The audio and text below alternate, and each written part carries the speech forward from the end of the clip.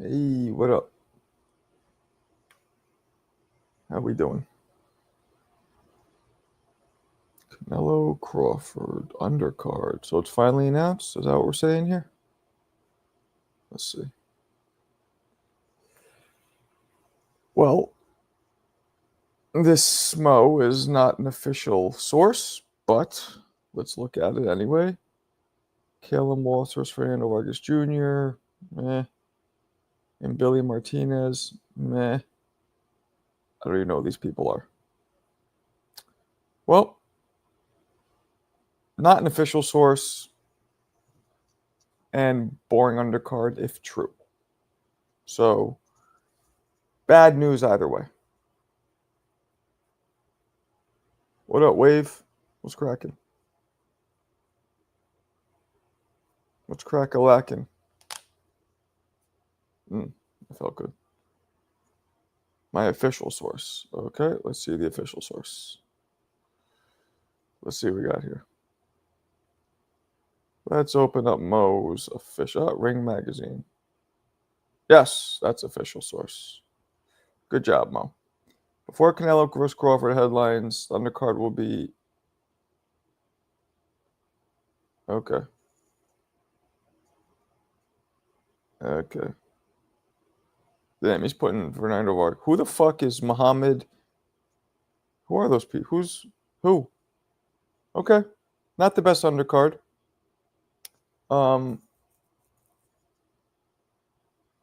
Some guy. What do I think? I've talked about this before. I think it's a necessity to form a league.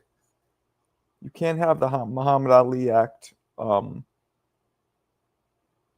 It deters a league to be formed. Muhammad Ali Act was put together when boxing was for how boxing has been run the whole time. But when you're trying to form a league, you have to have the same entity being a promoter and a manager. It just has to happen that way. Yeah, Vargas is dope, but the link's not working for the undercard. Worked for me. Yeah, I'm kind of disappointed we didn't get Christian and Billy versus Stone Cold Steven Nelson. I was looking forward to that. Yeah, no, Nelson. Yeah, Nelson should jump back in there and he had a really good. He fought Pacheco, right? And it was close, but Pacheco beat him. I mean, it wasn't close, but he survived and he It had a was really good showing. He wasn't letting Pacheco fight his fight. competitive, let's say. Yeah, competitive, right. Okay. Which is impressive for a guy who's only been fighting pro since he's like 24. Yeah. You at work? I sure am, man. I'm shutting off somebody's gas so I can get fumigated, get these roaches out. Roaches. Damn. Yeah, a lot of I'm roaches. just kidding. It's more than likely. It's more than likely termites than more than roaches. I was being flippant, but Steve, so cold. Well, what did I say? I didn't say so cold. What did I say? Too cold? oh, I call him Stone Cold as a joke Oh. because it just sounds better. But So Cold is a badass name, though. Is it That so also cold is a or is it badass name. too cold? No, it's So Cold. Okay. Nah. He could fight.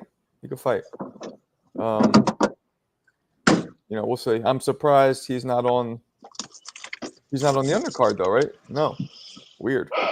Correct, but according to Turkey, what he intends to do is have smaller cards that Thursday and Friday leading up to it, with guys like Baby Anderson on Thursday, and I'm guessing someone else headlining on Friday. So, Big baby. yeah.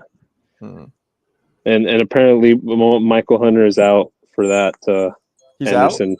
fill in. Yeah, apparently he's still signed to Don King, and Don King has won a purse bid to make Michael Hunter versus Pulev for the WBA interim or WBA regular championship. Okay. Yeah, so he sent his top notch lawyers to Turkey and be like, cease and desist, sir. Yeah, I saw that. So King is ruining a good fight. Yeah, that's fucked up. Nobody wants to see that Pulev fight, man. It's for some kind of a belt, though. What kind of belt is I it? think it's for the regular WBA heavyweight belt, with the intention, I'm guessing, of trying to force a fight with Usyk or No whoever way. has that title. Yeah. I mean, come on. Like, Pulev is... And as you guys know, I'm Bulgarian. I don't give a come on. Ridiculous. Yeah. Poor Michael Hunter. I'm sure he'd rather be fighting on Netflix than fucking Tubi or whatever, wherever that fight's going to be I know, man. What the fuck? broadcasted. Who the hell wants to see that shit? Yeah, I was excited for that. I was like, damn, and that's just on a Thursday night just for the fuck of it? That was good scrap. Heavyweight fight? Shit. Yeah, nah, exactly. Whew, man, I hate Mondays. I don't know about you. Hate Yeah, them. they're not the best. Hate them. Hate them. Hate them. Hate them. Hate them. But you know, what are you gonna do? It's hot as shit. It's gonna be 90s for the next 3 days, practically here in the 90s. I don't know what it's like up there in Northern Cali, but here Not that bad, but we're in the high 80s, but not up in the 90s. Fortunately, we've actually had like the coolest summer of the last 50 years on out average of here. in the winter. What's the average like cold temperature in the winter there? Ooh, I don't know, man, because this has been the same thing. We've had the last couple of years. We've had colder than average winters in like the last 10 years. Jesus. But I mean, it really depends on different parts of the Bay Area. Like in San Francisco, every winter is going to be a wet winter, because it's San Francisco. But I don't know, maybe 40s, 50s. It never gets below that. Does it snow? Fuck no, God no. I've literally only ever seen snow 2 times in my life. Once when I was in Reno as a kid, and then when I went to New York in February. You went this February for what? For that Keyshawn fight. Last 2 days, Sacramento. Why does she keep saying Alabama? So weird. No, like how? Sorry, this an old famous trainer died. Tommy Brooks or someone else? No, a guy named Rafi Correa. And I'm asking Jesus. my friend when, and he's saying, I think Alabama. And I'm like, why? I think he's maybe misreading when for where. He's like, no, Alabama. I'm like, what? No, when?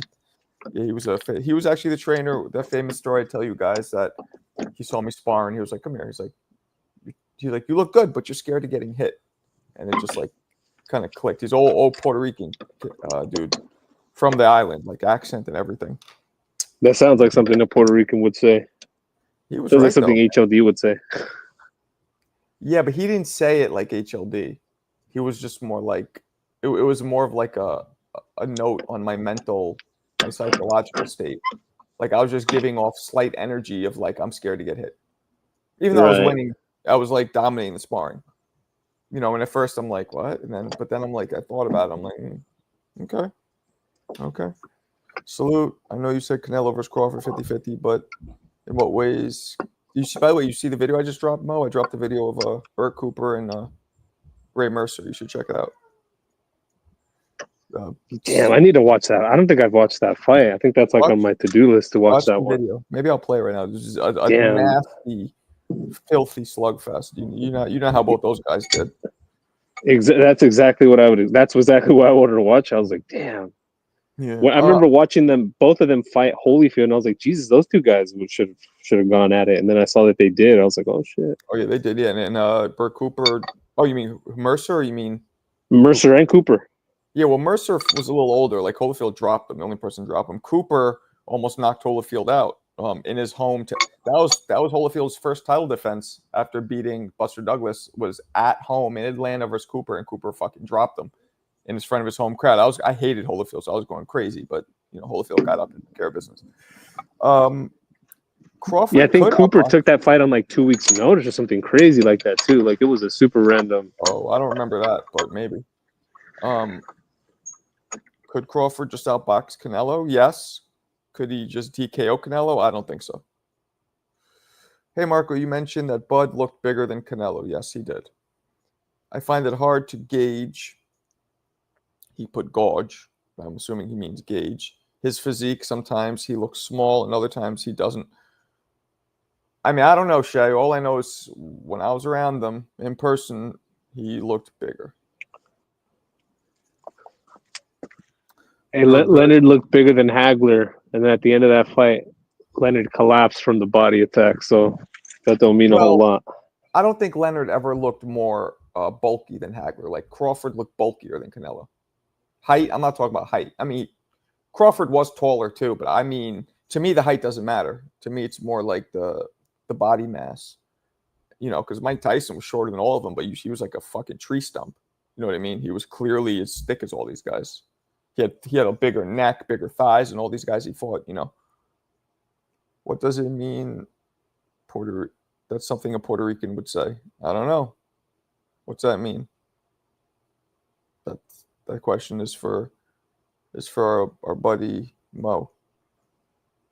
Mark, would you peep Alberto? Oh, I just think from what I can tell, the Puerto Rican culture is very very macho. So that sounds like a very Puerto Rican thing to say. I do not condone Mo's racism, people. Okay. No, it's just about culture, not race. I'm just fucking with you. Did you peep Alberto showing his ass? Alberto doesn't go on camera, so I don't know what you're talking about. Showing he was an ass? Yeah, I saw that in Johnny's live. But, oh, there he is. I mean, it is Alberto, so I wouldn't put it past him to do that. Yeah, I'd be surprised if he did it for free, though. He's he's something else. Something else. Thoughts on Canelo versus Crawford undercard? Not excited at all. None of those fights are exciting. I'm not gonna like be bored, but none of them are exciting. Wouldn't you say? The only one I'm kind of interested in is the Mbili fight because I know that's only because of how well so-called Nelson did. So if this Lester Martinez guy is from the same camp, I have to trust in Bo Mack and his fighters. So right, hopefully it's another tough scrap. Right. Yeah, Wavy. He always kind of does that. I used to have to call him out when he's in here. He would be in here saying like passive aggressive shit, and I'm like, why are you saying negative shit, Alberto? What's the point of that? Billy versus Martinez is a good co-main potential fight of the year candidate. Okay, maybe you're right.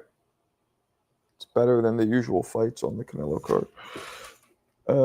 Yeah, I suppose. Oh, my back is itchy. I suppose. Okay, there's the Puerto Rican. The Puerto Rican screaming. I always get a special announcement. Thank you, Marco. How you doing, buddy? I'm all right. I don't like Mondays. You don't like Mondays, bro. Monday's the same thing as a Sunday, man. It's just you got to think about it differently, man. That's all. I guess I get to turn off all the stress I'm going through on the weekend because, like, you know, weekends aren't business days. So then, like, when Monday comes, you're like, oh, you got to fucking deal with it again. So maybe that's what it is, man. But it's just an opportunity to do something better, man. Yo, so you guys gathered the news of what just UFC was able to accomplish? $7.7 billion deal, 7 years with Paramount. No more pay-per-views. Everything will be shown. Not gonna lie, HLD has grown on me. No Diddy. He gets the live turned up. Okay. There you go. What's up, Jackie? There you go. You got a fan. Well, not a fan. It's a supporter, I should say. People don't like being called fans. That's great. Too bad. It's tremendous news. While boxing is having a hard time finding networks deals and shit. I mean, so it just tells you, for all those boxing heads saying that UFC is dead. It's sustainable and growing. And we need that same model. We need a hard reset. Is more popular than boxing. in America at least. Yo, $7.7 billion says everything I need to know. We could, Top Rank couldn't even get an $80 million deal. Let's just be realistic of what the state of affairs. Boxing is dying, and unless we're lucky, we got Turkey trying to infuse some money into this shit. Mm-hmm. But if we don't get some type of working model, it's still dying because we got less and less fighters actually getting into the sport. From a younger generation. Yep. And stuff. So it's just unless we get a working model that is sustainable, it's gonna die. And so hopefully, all I can say is I'm rooting that TKO does work, because if not, I mean, we were just talking about what's that guy's name that we were just talking about? Was yesterday? He's trying to, I paid for the for boxing and shit, Mm-hmm. and he made up his, like, my man right there is proof in the pudding, bro. Yeah. Boxing is dead. I made it rain last night. What? 1,000? Raining men. What are you talking about? I think he's talking about 1,000. It's raining men. He put 1,000 up for his bet with vlogs for the Canelo Crawford fight. He's backing Crawford, and vlogs is backing Canelo. Surprise, surprise. Oh, so my man is putting his money where his mouth is just to prove his point. He always does, though. No, but I mean that's still good. I mean I see him always talking about it, and good for him. You got Bud Stop winning by a stoppage. That's unlikely. Yeah, that's unlikely. Obed Perez, what up? William Joppy was undefeated until, is Trinidad the first to beat him? I thought it was Trinidad. I mean, Trinidad, but to this day, Joppy swears Trinidad's raps were loaded. To this day. I talked to him maybe a couple years ago, and he was just like swears. I don't know how he would know. I mean, I guess it felt different to him. Maybe it was just a harder puncher. Who knows? I think fans are misreading this whole Paramount deal thing. I don't think it's this whole thing that should be celebrated. Maybe insofar as there won't be any pay-per-views, but that just tells me that they're just going to put on shittier cards. You can't put shittier cards because there's no pay-per-view, so everything is going to be shown. Also, CBS is going to... Well, exactly. But listen to what you just said. So then why would they have to bother making great super cards if everything's going to be shown anyways? Because Paramount is going to demand that. Man, they ain't gonna demand shit, bro. And the fighters aren't gonna see a lick of that money. I don't think anything's gonna change programming-wise at all. I'm the consumer. I don't care how much McDonald's workers make, bro. I want to buy I just want to buy my Big Mac, or I want to buy my quarter pounder with cheese, and I want it at a good deal. Simple as that.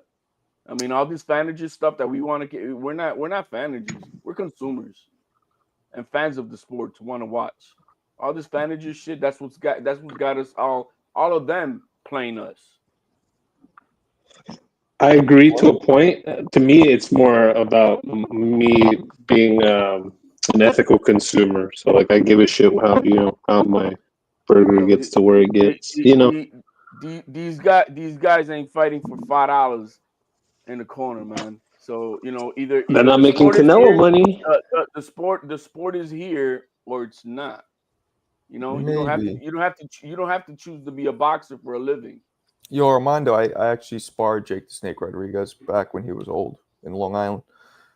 He was a Boricua. You remember him, HLD? No, senor. Jake the Snake Rodriguez, he called himself. No? Mo, that ring a bell? No, it does not. He was, I believe he was a champion briefly. I did a video of him, Pernell Whitaker beating the shit out of him, but not a bad fighter. I believe he did win a championship. He had the whole, called himself Jake the Snake, which, isn't original because Jake the Snake Roberts had already been out, but, it was still. Yeah, when you said Jake the Snake, I was expecting to hear Roberts after that. he was, I'll play for you. He was Puerto Rican from the island, I believe, but fought out of New York. Here, let me play it. You're gonna see. This is gonna be more Pernell getting Maybe busy. if I see him, I'll be like, "Oh yeah, I know." You might, yeah. This is more going to be this is more highlighting Pernell, but let's peek it anyway. All right, So the here we Puerto go. Rican getting whooped. That's what this is. In boxing history. 1995, Pernell Whitaker starts with his golden scepter jab, pumping it like he's at a Sunoco. But Jake the Snake Rodriguez makes the mistake of jumping in the phone booth like he's Clark Kent. This only energizes Whitaker, causing him to engage in Grandmaster chess-level counters as he proceeds to light Rodriguez up like the Rockefeller tree. Sweet Pea's jab continues popping off like Orville Redenbacher, while he delivers shrewder counters than a divorce attorney. The Virginia native then smashes Jake's melon like he's at a Gallagher show using his iconic pull counter. But Pernell maintains Pentagon-level defensive awareness while dazzling the audience with showmanship.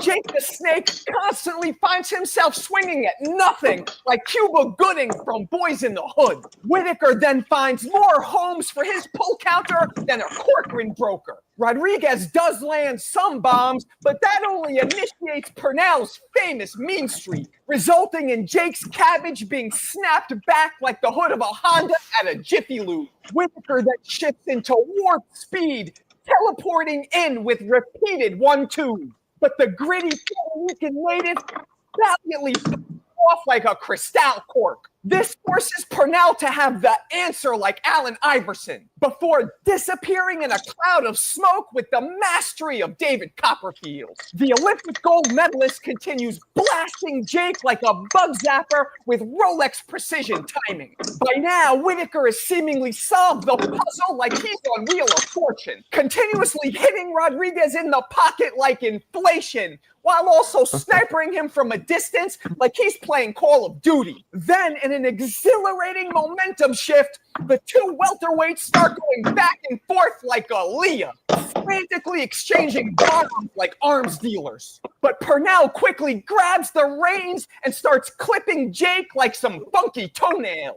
Sweet Pea then steps it up, mercilessly beating Jake like he popped up on his neighborhood offender registry, using an eclectic barrage of punches that culminates with a kidney-swelling hammer, subsequently dropping Jake to his knees like he's proposing. He rises, but Whitaker proceeds to viciously beat Jake like he owes protection money on Mulberry Street, topped off by a lethal cinder block that swells Jake's liver up like hepatitis B, which collapses Rodriguez to the ground like he's kneeling before Zod. Jake is unable to beat the count as Pernell retains his WBC strap. I didn't know he had a liver on his left side. I said kidney. No, there was a kid. The first drop was a kidney shot. And I was actually about to talk about that. The second, the kidney shot, like people don't realize it's almost on your back, and those are bad. Yeah, no, that was Pernell was, and you know, Pernell didn't really knock people out. You guys know that, so right. But you know, that Jake, if he look, he has that style. He's got that Cotto style. You know what I mean? he wasn't bad. You saw him, right? No, he was good. Did he look familiar to you? Do you remember him? Yeah, I remember his face. I remember him. Actually, I remember the fight. He's almost like blonde, right, or red? Yeah. Yeah, he's the Canelo version of a Puerto Rican over there. Right. And I believe he was a champion. I believe. Briefly, Man, Pernell Whitaker, if it wasn't for his lifestyle, man, no, Mayweather ain't got shit on him at his best. I don't think so. I say that. Yeah, Jake was. Yeah, he beat. His name is Jesse James Leija Rodriguez Franco. Oh no, Jesse Rodriguez. Jake the Snake Rodriguez. What? The Puerto Rican last names, bro. Yeah, that's his name. His name was Jesse Jake the Snake, but he went by Jake. Okay. His real name is Jesse James Leija Rodriguez Franco. There's a Jesse James Leija fighter, isn't there? It's because Puerto Rico uses two last names. If you use your mother's last name as your second last name. Oh, okay. But yeah, he was a champion briefly. Wait, what'd you say about Pernell? I'm just saying that is if it wasn't for his lifestyle, because he had a he had a rough lifestyle. At his best, I don't think Mayweather can hang with him at all. At all. Yeah, there's I two believe he beats him up, man. there's two people I believe that would have beat Mayweather. Pernell's one of them, and Sugar Ray Leonard is another one. I don't know, man. I'm not too high on Leonard. But you know, Sugar Ray Leonard at welterweight was lethal. But you know, was he a real welterweight? 5'10", you know. Wait, Mayweather's like 5'7". Is hell freezing over? Is hell he was a real welterweight. Come on. Hell must be freezing here. If Jersey Bobby's here before midnight. What'd you say? It's hot, huh, Bob? What'd you say? Hell must be freezing over. You're here before midnight. Oh, yeah. I'm getting basketball practice. I'm sitting outside. Yo, Mark, I had to ask, man, because how could Don King have a lawyer good enough to deter the dude from fighting, man? Come on, man. Well, he's in contract, so they can't do that technically. Man, right? It gotta be some way, man. I can't believe they're not letting that man get that paycheck. Yeah, the Ali Act allows him to get that paycheck. The problem is that they did it without him on the contract, probably. But he cannot make him not take the fight. He said, "All right, then you're gonna have to sign on and get your percentage." But I'm taking the fight. This is my biggest paycheck. This has anything to do with the Ali Act. I think the dude's in contract, so he can't fight somewhere else when he's in contract to fight with a specific promoter. The Ali Act does not. The Ali Act protects the I don't know. from getting his biggest paycheck, regardless of who the fuck it is. If someone's offering me more money, I have a right to take that fight. Even if you're already in contract? Yes. That's what the Ali Act is for. Well, if that's the case, then it shouldn't be a problem. Is that fight canceled? Anybody know? The problem is that's what they're saying. The problem is the same thing would happen with Ryan Garcia when he tried to take that exhibition fight. Oh, yeah. They did it without Oscar de la Hoya. You got to have Oscar on that contract because he is your promoter. And so what happened here is more likely that Hunter did it without Don King. And so he's not getting his piece of the pie. Right. And so King should get a piece of the pie then. There's enough money to go around. Turkey's, right. You know. But King is so old now, I don't think he gives a fuck about money. He's probably on some, like, ego shit. Well, it could be a little bit of everything. I mean, you know what at that age, I mean, good for him that he has the will to still fight about bullshit at that age, you know what I mean? Because half of us be like, I don't give a fuck, man, whatever. I agree, Wavy. It is underwhelming. Is Mayweather so what is the undercard? Because what are the undercard fights? Albert, Mayweather and Jones were never set to fight. They were just, you know, beefing.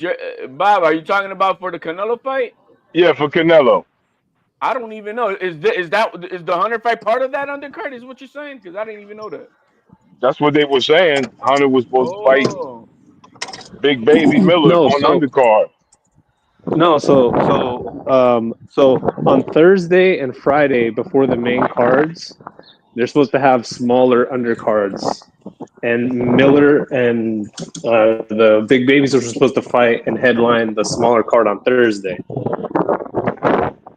That's true, which is a weird thing to do, but fuck it. Hey, more bang for my buck. I'm gonna be that week, so fuck it. You're gonna be where? Oh, right. Yeah. So, but you have to buy separate tickets, no? I'm gonna be in Vegas. You have to buy. I have no idea. From what I understand, you're breaking up. Yeah, I can't hear you, Mo. Can't hear you, Mo, man. Oh, that CO2 is fucking up the. Yeah. Oh, no, if I'm Hunter, I don't care what I would have to do. Yeah, I was saying. We didn't hear what you said, Mo. I was saying they did this before on the Madrimov Crawford fight, but they had the fights for free on like out in Santa Monica or something like that. So it's possible they might do that again. I don't know. As far as I know, there's no other ticket information for those other cards. So yeah, I don't. Man, I would do whatever I had to fight that fight if I was Hunter. Even if I had to go to Don King's house and force him to let me fight, I'm dead serious. Because Hunter, when's the last time Hunter has been in a big fight?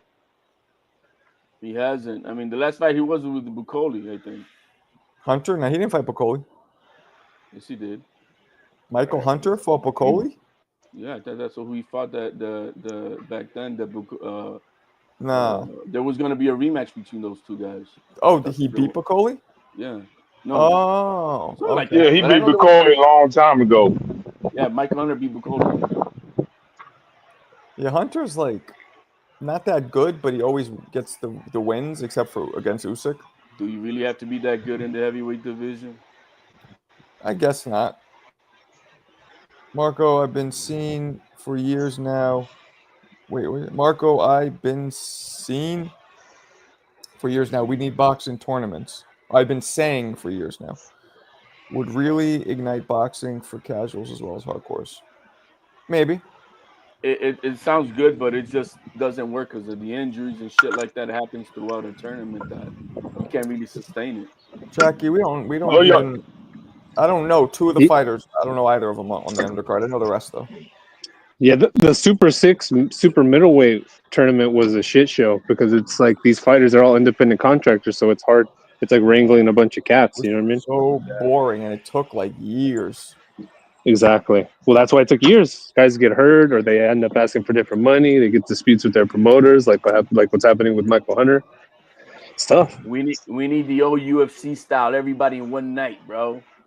That type of tournament. Yeah, I mean, shit. I remember going to one How of did those. UFC get so much money? Don't they have like a lack of stars now? Yeah, Like I don't follow it, but I don't know no Conor McGregor. Bob, only boxing heads are the ones who are claiming all that stuff. And obviously, I don't know if you must be saying it because you saw the deal that they just got, right? Yeah, I saw it. It's huge. Yeah, huge, $7.7 billion. We're not talking. No, it's not chump change. Well, so that don't mean nothing, bro. They're more popular. And, I know you guys hate it, but they're more popular in the United States 10 times over right now. It's just showing. Hey Zeus, boxing does kind of have a deal. Like Turkey's doing the Netflix. There's a whole bunch of shit. They're doing Amazon. They're starting to get rid of pay-per-view as well. They got to. That's what I'm saying. I think that's what the Zuffa boxing is going to be about. See, you guys were kind of against my league idea at first, but now some of you are coming around. I like it. Now this might open the door now for ESPN to say, well, now we got money, so how about we just give it to Top Rank again? Right. Maybe. I'm just throwing that out there. Possible.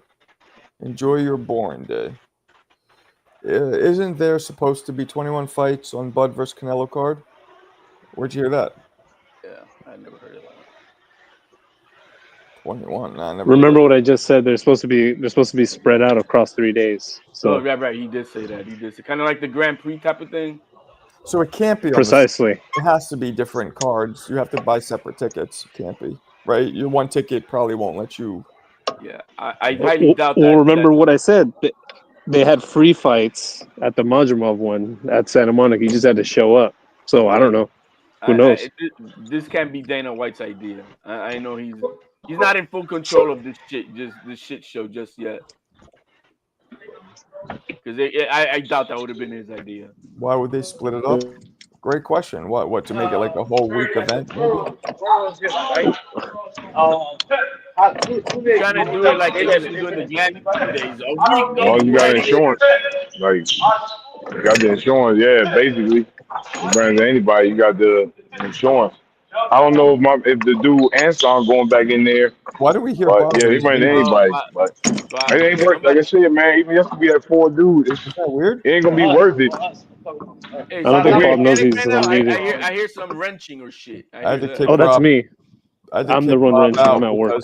He was muted, yet we heard it. You guys heard that? I heard everything he was saying. Yes. Hey, Mo, you're a technician, bro? Thank you, Hostway. I am. Okay. You wrenching, right? Yeah, I sure am. Damn, that's crazy. I can't believe this dude just heard that. That's. Well, yeah, HLD was the train operator for Puerto Rico's biggest subway line. Oh shit. Yeah.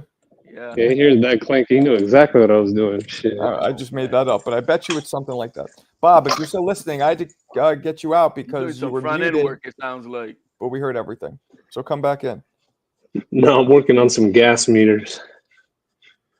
Marco, are the excuses over you're not a seller, etc. Boxing, huh? What's he mean?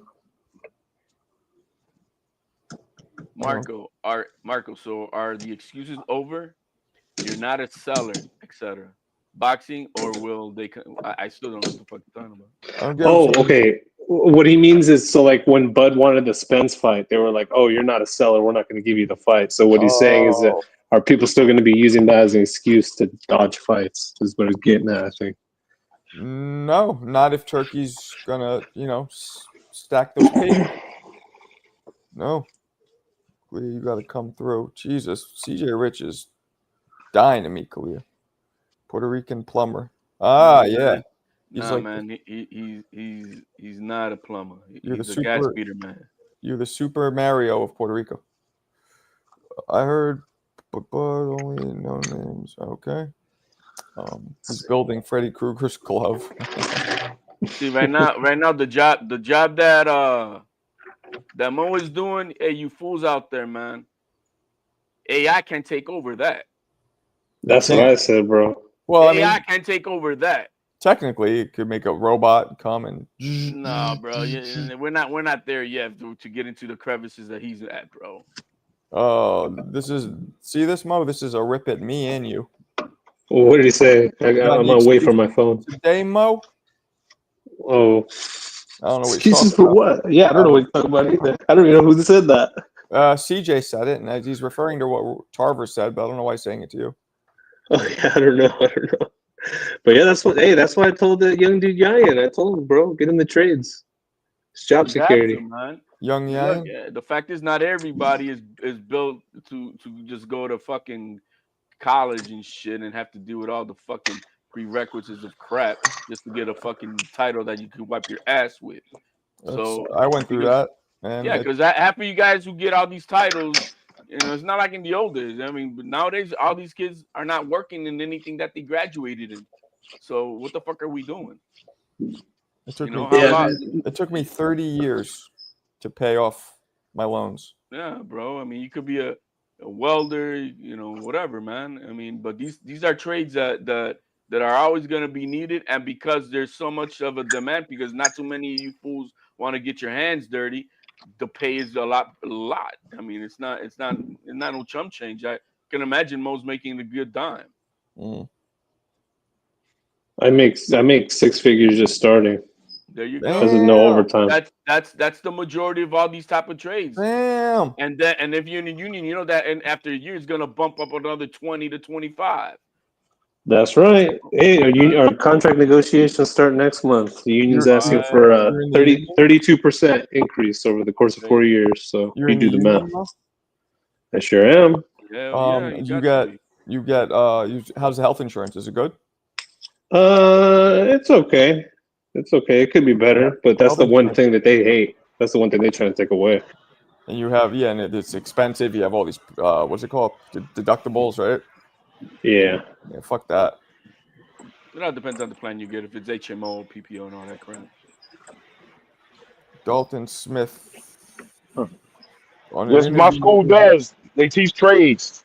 Oh, this guy's in PR. A lot of these kids, they in the trade and don't learn it. No, they just in there and then they don't use it afterwards. But the ones that do, people get jobs right at 18. I was just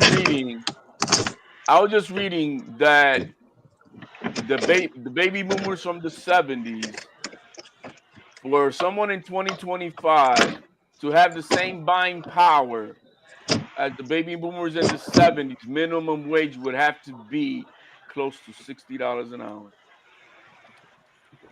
Really? That tells you where we at in the state of affairs in our economy and all that shit. How they really fucked us over with flipping things around.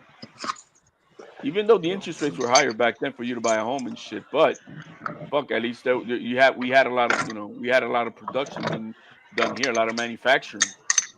Anybody could get a fucking job.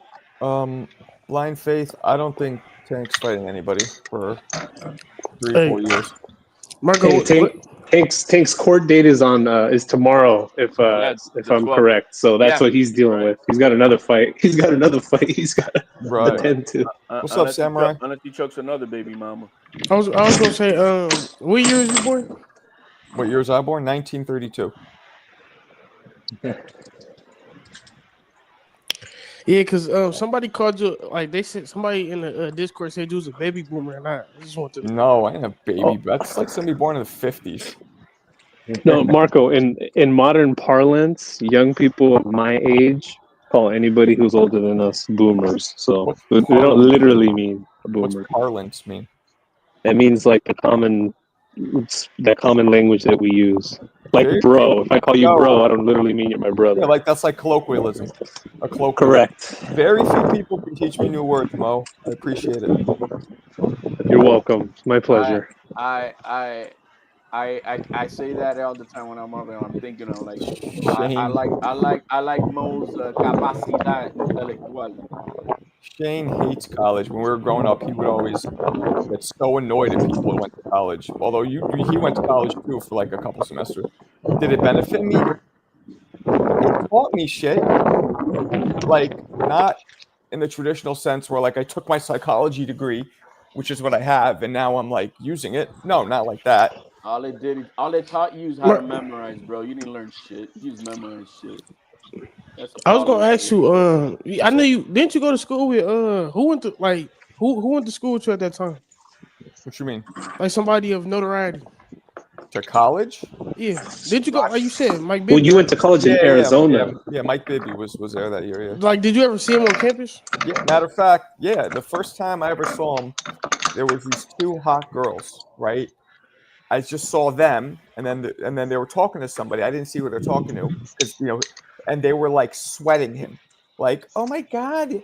And I remember being like, damn, these girls. I was getting a little jealous, like these hot girls are sweating the fuck out of this guy. Then when I got closer, I saw it was Bibby. I'm like, okay, well that makes sense, I guess. But I never hung out with them. But I bumped into them on campus. Yeah. Oh yeah, they were like sweating them like bad. Come on, man. You didn't have the swag I had swag. I didn't have that kind of swag though. I mean, he a fucking 6'5" basketball player. I mean, he wasn't 6'5". He ain't 6'5", bro. I mean, he a hooper though. He's not even that tall. He's like 6'1", maybe 6'2", tops.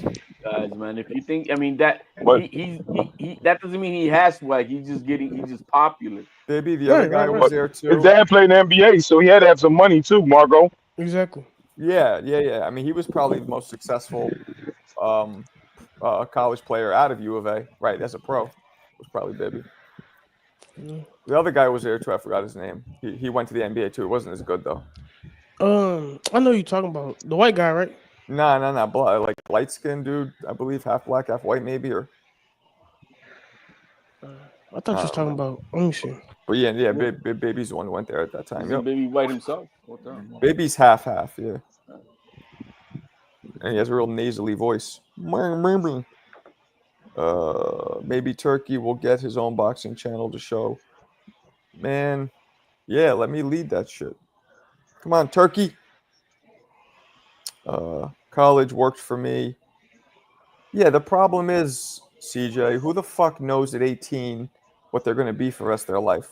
I mean, that's an excuse there, buddy. I'm not going to allow you to do that. Nah, that's not an excuse. Are you kidding? Bro, what years life is short. Life is too short. You grab a fucking field and you become the best at what the fuck it is, period, and you will make a lot of money. A lot of people grab a field and then they change their minds. It's bro, you're 18. Changed my mind, bro.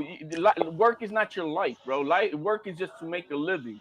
If you're looking at it as life as working, bro, then you're not thinking right. Well, work is just your opinion. to make a payday. I don't think anybody. I think most people at 18 don't know. I'm gonna call out a contradiction. He just said. He said, "Work." He said, "Life is not."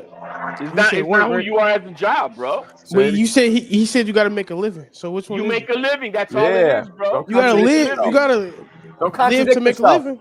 No, that's it. You clock out. Are you still? Hey Mo, are you still a gas meter guy when you clock out, bro? Is that how you are, bro? No. Not everybody's like that. Some people take their work home with them. Some people embody it. Everybody's different. Then that's the problem. Nah, no, it's That's not. why these kids are in college 10 years and they still trying to figure out what the fuck they trying to do. Nah, a lot of people, to be successful, some people have to have that crazy tunnel vision, and that's what they need. That's not true. That's exactly what I just said. Grab a field, get done with it, become the best You just at what said you are work with is that, work and and keep clock out when you're done. Now you're saying, you're done. It's not Real your quick, life. I think Marco. what HOD is trying to say is that your work, you shouldn't let your work define who you are. And when you're young, we think that. So we think that, my name is Ryan. I like to read poetry, so I should be a poet. And then I become a poet, and then I'm fucking broke as shit and homeless. You know what I'm saying? I don't think he thought of it that introspectively, Mo. I think you added your own spice to it. But the point is, when most people are 18, they don't know what the fuck. You're still learning about life. Let me ask you, Bob. Bob, you probably knew you wanted to be a teacher since when you were in college, or no? No, sir. My degree's in accounting. Ah, there you go, HLD. Oh, can you hear me? Kiss my culo. My degree's in accounting. I heard you. So I started off working at a mortgage company, and then my mortgage company was closed, and my mom was a teacher. She's like, "Go try teaching." HLD, so then I went and did teaching. So I didn't study teaching. I didn't study education. Besa mi culito. No, it's not Besa mi culito. He did his job, and from becoming an accountant was how he's able to cross over to whatever else. No, the thing started with 18-year-olds don't know usually what the fuck's going to happen, and it's crazy to ask them to choose. Yeah, I mean, Marco, in some ways, go ahead. Yeah, Bob. in some ways you're right, Marco, and in some way HLD's right, because there's people that I graduated college and they stayed in that field. They went to their field, and there's a bunch of people who started off one way and like, I don't like this, and went another way. So I think you both have a good point. But the bottom line is that you finished what you chose to do. Yeah. And what I'm talking about is that these kids want to be bouncing around in college for 10 years and they still trying to fucking figure out what they're trying to do. And that's a problem. Oh, I don't know what I want. Man, grab the field, finish it, graduate the highest honors if you can, and move on. And then, if you end up transitioning into something else, you have a background of knowledge and shit that you know at the best. And that's how I bet Jersey Bob was able to cross over into education. So how it worked, I was working at a mortgage company, and I liked accounting. I like numbers. And my wife got a job teaching at a charter school in Philly, and the mortgage company was closing. So she was like, come on over here, work with me at this charter school. See if you like teaching. My mom was like, yeah, I taught. So I went over there, I started teaching, and I liked it. So I just never went back to accounting. But without the accounting degree, I couldn't have got the teaching job. So, it helped me. But once I got into teaching, I said, I'd rather do this than accounting. So you never. But I didn't have a problem doing accounting. Bob, you never got an education degree? You just used your accounting degree? Well, back then, I went what's called the alternate route. I took some classes at Rowan University, which is in Jersey, and I had to go to class for a year. And I had my degree in accounting, and that's all I needed to do was take a year, and they gave me a teaching license. It's harder now, but that was back, 1998. So it was easy to get a teaching license back then. I just had to do a year of these classes while I was teaching, and then I got a regular teaching license. All his prerequisites from accounting and all that shit funneled into they took all that, and they were like, we take it, because I had math classes and computer science.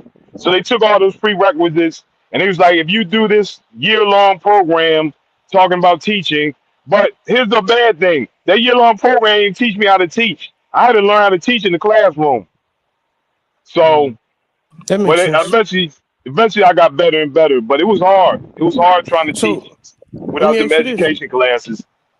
What year did you start teaching?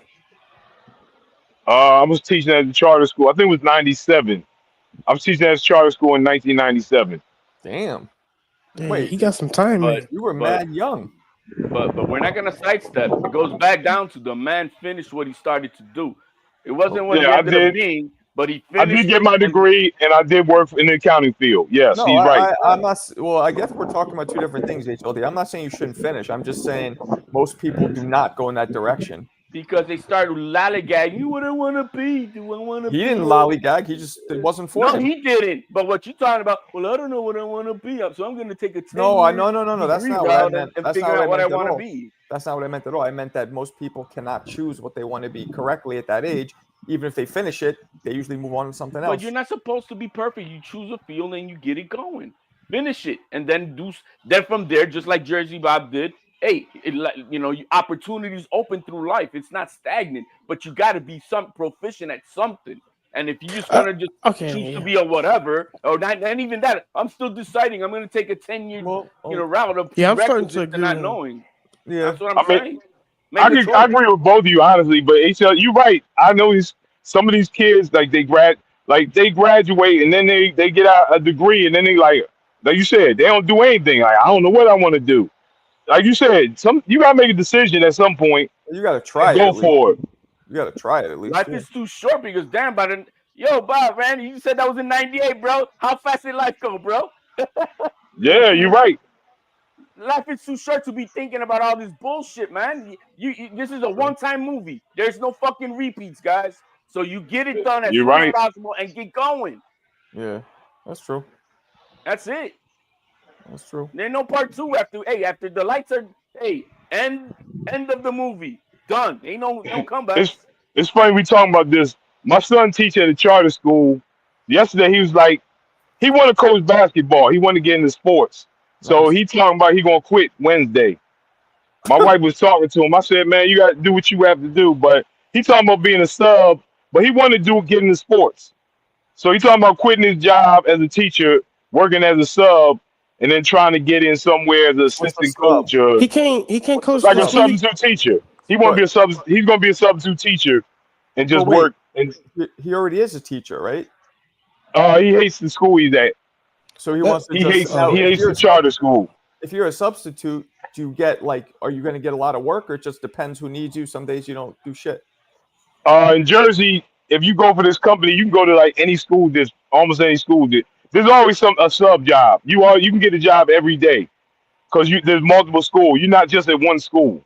That so you can go to right, not knowing the students and because you just walk in there. I mean, really, the sub, all you got to do is get a lesson that the teacher has and make sure they're under control. Yeah, it's probably going to be a... You're like a babysitter. Yeah, a substitute teacher like a babysitter. You just got to keep them under control. I just remember the way we treated substitutes in New York City growing up. Yeah. But my son is big. He's big. He's a big dude, so he should. But now they treat subs horrible because they know you don't know them. You ain't there on a permanent basis. And they disrespect a lot of the subs. How tall is he? Our son's like 6'4". Now he's about 270, so he got to lose some weight. But he's a big dude, so all you got to do is go in there and, show some authority, and he'll be all right. Damn. That's the one. That's the one who looks like you, right? The older one. Yeah. I was going. He can't coach basketball at the school he already work at. No, it's a charter school. They don't have it. And then like I'm a coach. Like around here, it's so hard to get a job because guys like me, I've been coaching since 2007. So me and the guy I'm coaching with, we've been here since 2007. So you can't get in and get the jobs we have. So it's hard to get a coach. There's a bunch of coaches in my area who've been coaching over 20 years. So the jobs don't open up. And then some of these younger guys like, when you gonna leave? And I'm like, I don't have to leave. We had enough success. As long as we don't have no trouble, I'll keep this job for another 10 years coaching and teaching. As long as I don't have no trouble, they're not gonna get rid of us. Because we won enough games and we put enough kids in college and stuff that the school, they really won't get rid of us. Damn. So if I wanted to teach, I'd have to go get an education degree. Nowadays, yeah. Yeah, you'd have to go get your education degree, and you have to get the education degree and go through a college program. Oh, you got to go through the program? Yeah. I mean, education program for a college. Yeah, you'd have to go through an educational program for a college. Then you got to student teach, and then after you student teach, then you can try to get a job. At least in this area, everybody has to student teach, and you student teaching for free. That's crazy. I mean, What? basically, you're paying all this student money. You're paying all this money, and then you probably barely end up getting a Well, I $60,000 job. I remember in the early 2000s, a couple of my friends did. I don't know if this was just a New York thing, but there was this program where they paid for your master's degree. Do you know what I'm talking about, Bob? Those programs, everything, all that stuff is going away. I mean, now if your school district will help, they pay after you have to pay first. So if I pay for a class and I get an A or a B, they'll give me my money back. Right. If I get a C, they give you like half your money back. But you got to put the money up first, and then you get reimbursed. She did something where like it was a program where they paid for her masters, I guess. Yeah, all those programs, man. With the cuts and everything, people get away from all that. Oh, okay.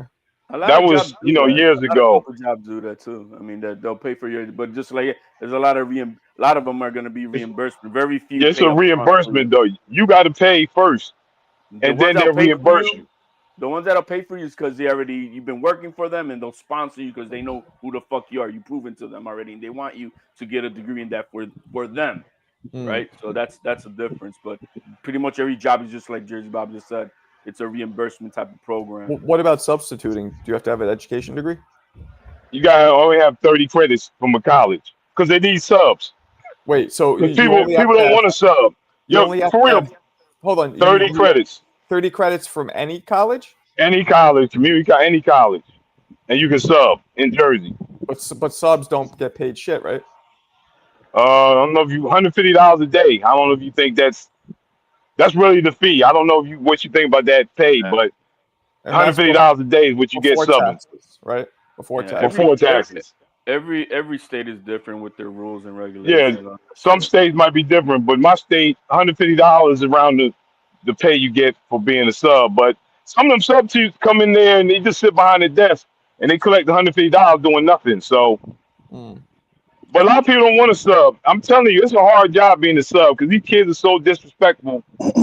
They really disrespectful. So a lot of people sub and I ain't worth it because I don't want to have to punch one of these kids in the mouth. I mean, seriously, they be really disrespectful to y'all. Unless you go to one of these rich districts where kids, they're on check and they're going to school for the right reasons. You want to go to no fucking poor ass neighborhood. Yeah, I can imagine. Yo, I was gonna say, I don't know if it's like this in Jersey, but I swear to God, like it was a sub that we had so much that she ended up started becoming like a real teacher. What you mean? She tried to teach something? But that's why she was there. She was a sub so much that she ended up getting her own like curriculum, I guess, like her own classroom. But see, that's part of what my son wants to. If you sub, you get to know like the principals, so they might hire you. He wants to be a regular teacher, but if you're in the building like Ayayan saying, and you start talking to the principal might like you, and then the job opening comes, they hire you. Yeah, it's all about relationship. So that's part of the reason he said he was sub and go in these buildings and start. Talking up the principal, vice principal, starting to get to know him. Right. If something comes up, he might get hired. CJ says you can only be outside during the daylight. Werewolf life. You got to avoid the full moon. Man, it's night and day here in New Jersey. It's hot as shit, though. It's been hot as hell, man. Yeah, it's hot as fuck. Hey, I can confirm what Jersey Bob was saying, because I tried to be a substitute teacher in California, and the requirements are pretty much the same, except you had to take like some sort of some test. You had to basically get a test to be able to get a credential to be a substitute. Why didn't you do it? I did it, and then I was like, you know what? This shit sucks, and then I ended up finding this gig. So you're doing a lot better now, bro. With this. How long did you do it for? How many days or whatever? Literally just like 6 months. Quite a while. You hated it? Yeah, I mean, it just wasn't for me, and then it became too difficult. I was living in East LA at the time. And then I had to do exactly what Jersey Bob was saying, because my intention was to be like a full-fledged teacher on some Edward James Olmos shit. But then I was like, it just became too complicated and too expensive to have to go back to school to get a degree and then have to transfer and all this other shit. And I was like, nah, fuck this. Yo, man, being a teacher is a noble job, because it really is not about the fucking pay, and so it really has to come from the heart, just like it is from a nurse. That's why I wanted to do it. You know what I mean? Because it's something from the heart, because you're not really gonna get paid like what you're supposed to get paid. It's I couldn't have done that, because I'll be in the words of Burning Mac. fuck these kids because they're disrespectful like a motherfucker. Yeah. My wife used to sub in Philly, and one day she walked out. She walked out the sub job. Now, like I said, she teach now, but she walked out because the kids were so bad. She's like, it ain't worth it. She's like, I'm out, and just left. And Damn. people do that because these kids, they be so nasty that you want to either hit them or you want to walk out. So she left. She like, I'm out. I ain't taking this abuse. Y'all ain't talking to me like this. I'm leaving. And that's what That's people who right, sub, they get the same like, they like, man, this ain't worth. It ain't worth the money to get abused. Have these little kids talk to you crazy. Yeah. I feel bad for the teachers overall. I mean, yeah, we got a lot of teachers that shouldn't be in positions because they're not doing it for the right reasons. But those who are trying to do their best, bro, they get treated like shit. And then the kids' parents are bigger pieces of shit than their kids, and they're dealing with all that crap, man. Like, man, it's sad. It's sad. Yeah. I respect all these teachers, all people who do these noble jobs because they, dealing with the new generation as it is, bro. No credit to you, Bob, and your wife, and any of those who are in that field because it's bad, bro. Just like he says, people are raising pieces of shit. Pieces of shit are raising more pieces of shit, and then we want to put it all on the system. No, man. And We have a problem with the state of affairs with being parents in this country. And I feel like the way the laws are now, like you guys, the adults have to take more and more abuse from kids, like verbally or whatever, but like more and more, like, and you can't. I don't know. You couldn't. I grew up, and most of you guys probably here on the panel grew up where you were disrespectful, man. That teacher put a paddle on your ass, and then they'll call your parents, and then your parents come and put another paddle on your ass. Yeah, I agree. My mom's a teacher. There you go. And so, I mean, it's not like that right now. You go to jail, you this and that. Kids know that they could be disrespectful. You can't do shit. Yeah. Sad. Yeah. No. Yeah. Exactly. And everything's recorded now. Like. Yep. My wife is tutoring this girl down the street. She like one of the worst kids. And she going to high school now. She got an IEP, and her mom knows the law. So anytime something happens, she come up there and threaten them with a lawyer. So they can't do nothing to the girl. The girl is horrible, like super horrible, disrespectful. Not to my wife though, because we live on the same street and she knows her mom. But to these other people, but like I said, but I will say this: when she working with my wife one-on-one, she's sweet as pie. Wow. She's all sweet, but when she get in that school, but the whole thing is she know her mom got threatened with a lawyer. So she's like, you can't talk to me that way. I'm gonna call my mom. Like, it's crazy. Wow. Yo, I always heard like kids having IEPs. What is that exactly? That's like almost like a special ed. Yeah, it's like special ed. So you have to do certain things. Like you can only give them like 5 homework problems or let them do their test. It all depends on each kid. Or they get help, right? They get a little extra help. Bro, that's the other thing, bro. All these, hey, and we understand we got kids, but we're mixing in nowadays emotional issue problems like these kids as if they have what you guys are calling IEP, I guess. And that shit is swallowing the entire funds of schools because almost, you're gonna have probably a floor full of a bunch of fucking retards who you need to spend all this extra money on instead of for the kids that are trying to learn. I mean, all these schools, their budgets are probably 50% for all these kids with special needs, quote unquote. And it's just a major problem because we think that everybody should be treated exactly the same damn way. And I'm like, no, man. Kids like that girl who don't want to really learn, get her the fuck out of here. It's all right, as simple Joe. as that. All right, Joe Clark. Yeah, I'm just saying, bro. You smoke crack, don't you? Smoke crack, don't you? I'm saying what he's saying is too. Some of these kids, I don't know if they got a issue or problem, or if some of them kids just are stupid. Honestly, sometimes I can't tell. I'm like, dang, this kid, does he have a problem or he just stupid? And I mean stupid, but I mean, sir, some of these kids don't know anything. So it's like, yo, then they get an IEP, but what can you do if you don't know anything? You know what I'm saying? I don't think it's a learning issue. I just think some of these kids ain't learn anything. They don't know anything. They're uneducated. Then we give them an IEP, like that's going to help. They still don't know anything, but at least they pass. They don't know anything, but they can pass because they got an IEP. You know what I'm talking about. You know exactly what I'm talking about. But nah, sometimes Margo, for real, because we supposed to turn kids over, get them tested. I really be like, man, I don't even know. Does this kid have a problem, or they just don't want to learn and super uneducated? They Right. could learn if they wanted to, but they don't. So then Yeah. I'm like, if I get my IEP, do they even deserve it? Do you Right. deserve an IEP if you refuse to learn and you don't want to learn? Right. Right. No, there's a difference between learning disability and Yes. And shitty you behavior. refusing to learn. Yes. Right. Then some of Right. those kids refuse to learn anything. Like, I ain't doing this. That don't mean you should get out. But we give them an IEP because they refuse to learn.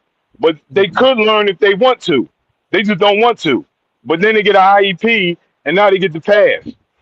Crazy. And that's the truth. I mean, I've seen interviewers go to like the Harvard campuses, and they'll ask these kids in Harvard about some basic fucking knowledge shit, and they don't know shit. Like, That can be like, do true you know? too. Do you know? Yeah. Do you know the continents? No, they start naming countries and shit. Like, they don't know shit. They don't know shit, and that's the problem. There's a failure in our education system. Yet you go to Japan, you go to China, Europe. bro. These kids are fucking kicking ass. Now I don't know about Europe, man. Europe is way too left with all the Nah, crazy nah, shit. nah, nah, nah, nah, nah, nah. Yeah, Europe is way too left off the fucking. That's a Europe. fact. That's a fact. I know how in Bulgaria, like, they take their education way more serious. They have more schooling. Nah, it's not like America. Nah, that's not true. What you I wouldn't mean? say I all. just grew up going to Bulgaria. Name That the was country 50 years ago, individually. man. It Name wasn't the country 50 years ago, you individually, fuckhead. maybe. But if Huh? you're gonna say the whole UK, I wouldn't say. No, no, no. All I know is Bulgaria. I know Bulgaria, how they did it, and they were like definitely it was more stringent than America. Oh, see, when we say Europe, we think me personally, I think of the UK. Oh, I don't know shit about how the UK works. I just know how I'm thinking more like Bulgaria, or like Russia, Poland, like those countries, Slavic countries, Eastern Europe, maybe. And the whole entire country, the culture is you got to do good, and this is important, and we're Yes, gonna, right. It matters. Just it like matters. You got Asian to honor culture. your name. You got to Yeah. honor your last name that's on your fucking back. Right. And we don't have that in this country. There Yeah. is no honor. There's no respect. That's a fact. It's okay to be a retard. It's okay to go to fucking high school for 12 years. I mean, like, it's all okay. You know? I mean, it's all okay. Oh, it's my baby. He's having a heart. Nah, man. It's just we have a problem in this country. HLD, I'm gonna get you a shirt made that says Hey. it's okay to be a retard. just like Kanye said, people graduate and still be stupid. So It's yeah, exactly the fact. And so we have a major problem. It's a major I'll be problem. right back, guys. But keep it going. That's all I'm saying. And unless it changes, we're not gonna go anywhere sooner. We're probably one of the worst countries in the world when it comes to education. Well, we don't value education. Like, you say that kids graduate and they don't know shit. Well, because they're taught that you just need to go to school and pass this test, and go to college and pass this test, so you can get a job and make hella money. But we don't value actually like learning anything. Nope, not at all. Like, dude, I would literally, when I was in high school, bro, I would literally cut class because I was like, dude, this shit is fucking stupid. These books fucking suck. And I would cut class to go smoke weed and read my books, the books I wanted to fucking read. Like, fuck this shit. And I was way better off because of it, because I actually wanted to learn. I didn't want to just fucking get taught to a test and then pass the test so they can just pass you off to the next teacher to teach you to a test so you can pass that test and kick the buck down the road. Hey Mo, you're wrenching right now. Can you imagine not knowing the difference, or equivalence of a 14 millimeter with a 9/16? These kids. I mean, you couldn't just say, "Well, I mean, hey, it's important to use a 9/16 then." If that kind of work for me. But these guys don't. They go to school and they don't know shit. They don't know shit. I have to say, now I'm gonna add this though. Like, I know like 4 girls in my school. They would like bake cookies and cakes. They making money. Like, kids got some skills though. I know at least 4 girls in our school, and they start putting like their website. They make cookies. Man, they charging crazy like $10 for 10 cookies and getting it. I'm like, wow. So some of these kids a lot of these kids got ingenuity. They doing other stuff. But for the most part, they definitely do. They definitely do. It's just not like channeled like towards anything. You know what I mean? Yeah. But You know, they're like those kids did that because they had the initiative to do it. But it's not like there was a teacher who helped them to do it. They didn't take a Oh class no, to do all it. these kids There are wasn't a doing this. test they could do it. Yeah, No, they're doing all this at home. They like, exactly. I guess they knew how to bake already, and they came up and they see these other girls is baking stuff, so they like, I bake stuff too. So yeah, people was buying baked goods, cakes, cookies. Yeah, they was like, man, I'm gonna make this money. So some of them girls is making good money, cause kids spend money on cookies. and there's no problem that if you're growing up and you have and you're inclined to like something a lot and you can convert that into something to make a living on, then good for you. But if you don't have that inclination, you have to choose Yeah, something and be the best at what the you fuck you are at that. have to choose a job. Yeah. HLD, what do you do? You're probably not going to tell us. Pharmaceuticals. Are you really? Are you joking? The hell, dog. HLD, you act like you're the former governor, like so stealthy. The I'm fuck? something. I'm something. No, I you don't something, say. man. All right. I know something, bro. That's all. Okay. All good. Yeah, I don't know. We'll see. We'll see what happens in the future with these children's. I know, after what I went through this year with my son at school and shit, it's just like these. I tell you what, if I had to do it all over again, with schooling, as far as schooling, I would definitely be choosing to homeschool my son. Yeah. Absolutely. I think I would too. Absolutely. I would teach him more. I would make him a more rounded person, knowing about a little bit of everything. Yeah, but Help. there's one thing though. The social And interaction is no, very the social cardinal. interaction, you can still have it because you can still have them on in sports, teams, and you That's can still true. participate in those things in the after school programs, or joining anything else outside of the school. But you can still do those I things. guess. Yeah, I guess. But I I would would. definitely homeschool them, teach them more around, do more vacations that we can do, and we can take our school with us. Shit, I could buy a fucking boat and we could just go out on a fucking boat and do what the fuck we want while still teaching them, schooling properly, because these schools ain't teaching shit right. They're not. And so I They think teach to a test.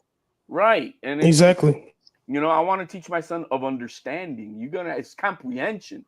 It's not memorization. It's comprehension. Right now, the math that they're teaching in this country is gimmick. It's a gimmick math. I'm like, what the fuck? I had to relearn math again with my son because they got this gimmick math to solve problems. I'm like, what the fuck is this? Yeah. It's just a cheat code. Hey, No, man. yeah. And I want you to understand why is 5 times 5 25, and they'll have a gimmick to come with this. I'm like, no, man. It's because if you got 5 apples and like that, you understand the math.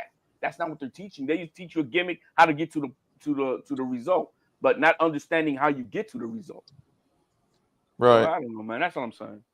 I would definitely homeschool. Because in a real world, when would you ever use what is it? Y equals m, like whatever, like that shit is retarded. No, to I mean So, algebra. well, Ian, and you have to understand that algebra, the goal of teaching algebra, and I had trouble with algebra when I was a kid, and when I was a teenager, I had the exact same attitude. But the goal is not to teach you how to calculate for y. The goal is to teach you how to work with logical functions. So you take y and x and all that shit, and you put in like arguments, you put in words and thoughts and ideas. It's supposed to teach you about like logic. So like when if you go to college and you take a course in logic, that they use that same kind of terminology to help you build and break down like arguments in a logical way. So it has nothing to do with the numbers. It has to do with teaching you logic and like how to critically think. I had a hard time with algebra, which I actually repeated twice in high school because I really didn't fucking get it. Yeah, me It too. was in the real world where I actually understood to learn it for real and apply it. It's when it's trying to figure out the missing equation of what's needed to solve a problem, which is common sense. Like if you want to get from A to C, in the ABCs, you're missing what letter in the middle. right? You got to get to B first. It's 1, 2, 3, just like anything else. If you're missing an equation, you got to figure out what is missing. And once you understand that, it applies better in real life. But the way they teach it in some schools, and I'm not say all teachers, but some teachers just teach you just the Y and the Z, and you're like, what the fuck? You're changing the Z mean a specific number in order. Or you don't even know what the fuck it means, and they don't teach you this shit.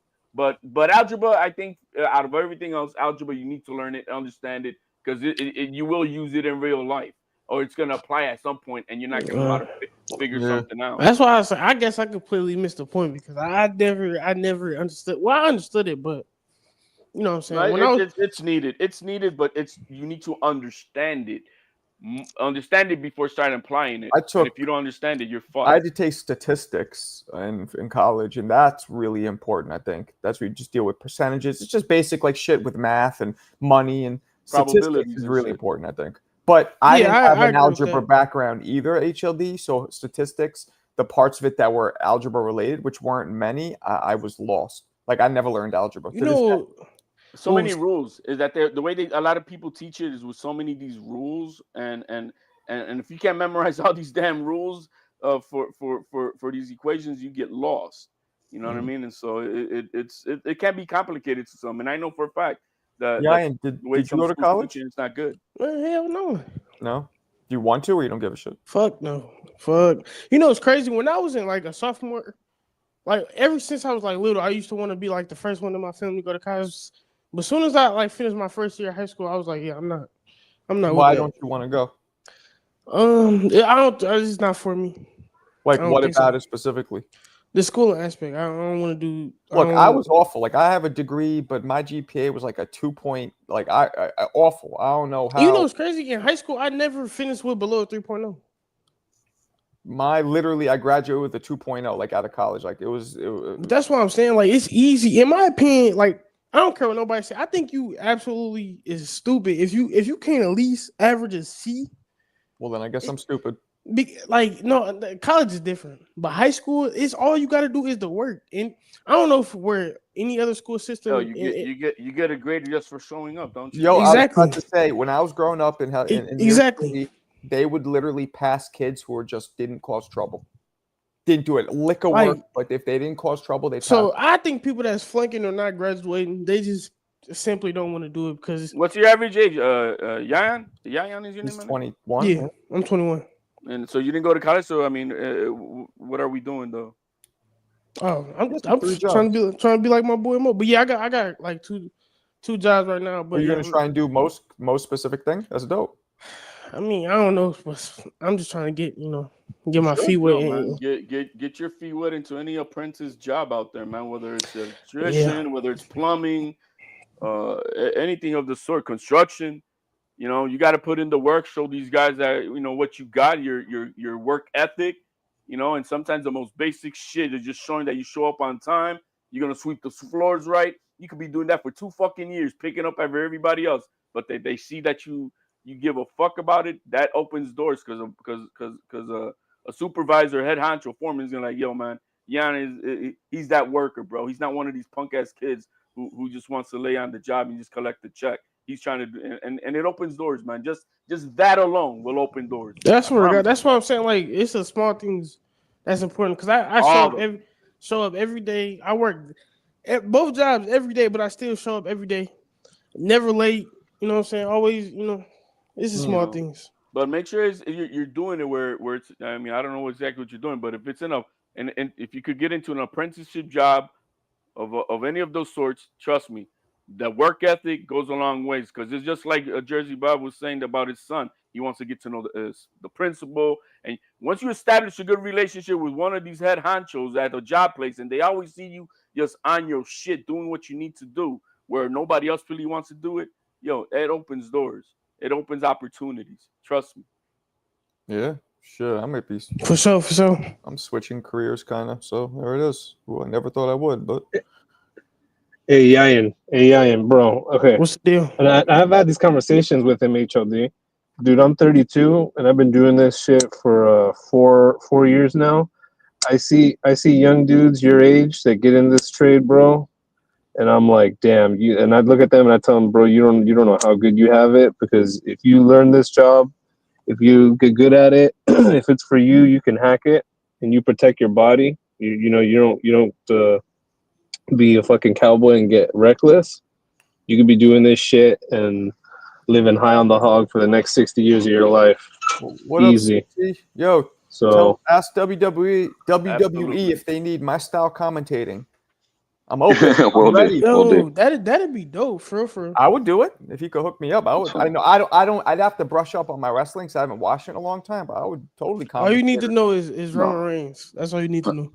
I need to know. Unfortunately, I don't have Roman connections Reigns. on that What's top Roman level. Reigns? He's like He's one of the biggest stars. Yeah, probably the Yeah, biggest. I'll pick that shit up quick. Let me know, CT. I'm open. I'm Hey. open for hire. Hey, you know what's crazy, Vlogs? I would do that, but like I don't know, man. It's too much going on in South Bend. Hey, let me tap in real quick. I came to outline how to calculate the derivative of a differential equation. Now, if you look at the exponent and multiply that by the coefficient, no, I'm just fucking with y'all. Heard the math talk. I couldn't resist. 400 a day ain't bad. Yes. No, not at all. Bro, I was paying attention, and now you threw me off, bro. I was spitting some real shit, but I wasn't gonna actually go in on it. yeah, I had my pen and paper. I was like, all right, let's get it. No, I was gonna say I always thought math was my favorite subject until I got to high school, man. If you notice right now, Yan, and I think you cut it off with Mo, when you don't know something and you're willing to listen, you have to always be that. You don't know shit. Be willing to listen. Just shut the fuck up and let the man teach and try to learn it. At least you try to understand it. Maybe you don't get it, but you try to understand. That's why I was there right now. When fucking CJ started talking, I'm like, okay, what's he gonna spit out? Obed, if I could talk to Joe Rogan, I would. But I actually know somebody who knows him, but nah. There we go. He does something for the city. Look, he's always wearing that vest. Yeah. What up? Exactly, but something. What's up, fellas? You know he got that union paper. Yo, CT, I would move to Florida in a second if the money was right. Fuck it. What are we talking about? They got a commentary development program. Yeah, I didn't. You talking about NXT? CT? You talking about NXT? Could I get in it? Like what is like? What's the details on this program? Would I need like a hookup like you to get in, or can anybody just? No, you definitely would have to be networked in. It's like a subsidiary of WWE, like the AAA. You feel talk like? To me, man. I want to hear the details. I want to hear the details. But why Florida when the fucking the headquarters is right here in Stanford? Just like how like the Texas maybe. Nice. How like the Chicago Bulls fucking G League team ain't in Chicago. It's just like that. Well, I just know that he lives in Stanford. I know that the headquarters of WWE is in Stanford, so I assume. Well, you wouldn't be working for the WWE yet. What do you mean? Because it's like CJ said, you would be working for NXT. What's NXT? It's like the G League of wrestling.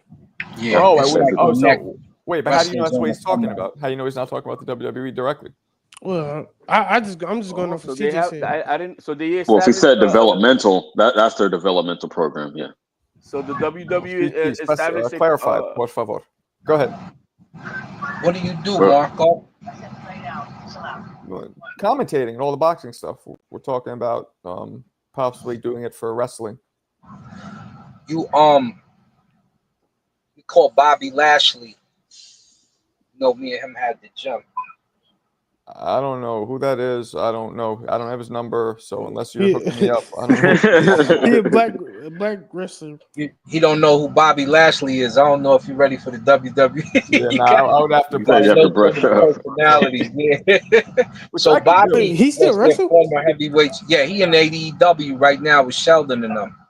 So that's what's up. But me and Bobby used to run the top team out here in Colorado. So and we were getting ready to open a gym out here, me, him, and Boogeyman. But the Boogeyman? Yeah, I'm talking about Bobby. Oh my God. That's crazy. So I used to be terrified of him. That shit was corny to me at that point. I was in my 20s though, but I was 4 years old. Oh, okay. Boogeyman is a weirdo. I don't really. We're all in real life. Yeah, he cool. I mean, he got Jones, but me and him don't get along. But when it's business time, it's time to click. You know what I'm saying? So, Yeah, you could probably work for the AEW. That's like another smaller like wrestling, Thanks, Bailey. but it's popular too though. Hey, Marco, what's up? Hey, what's up, CT? What's going on? You serious about that, man? Yeah, I'm serious. Okay. Okay, so let me explain real quick. I get off. So because you don't have any experience with commentary and professional wrestling, Oh yeah, okay. what you would do is what they have is a developmental department in Florida. That's where all the development starts. Everything in Florida, from commentary to referees, they're all down in Florida.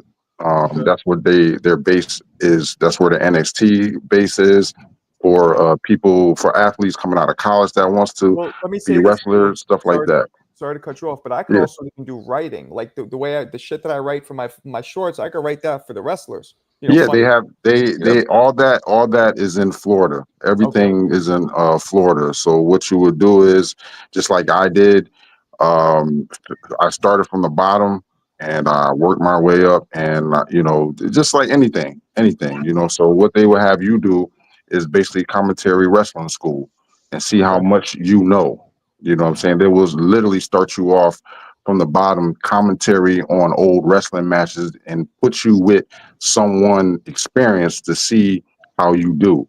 You know what I'm saying? Whether you be a color commentary or you'll be a blow by blow guy.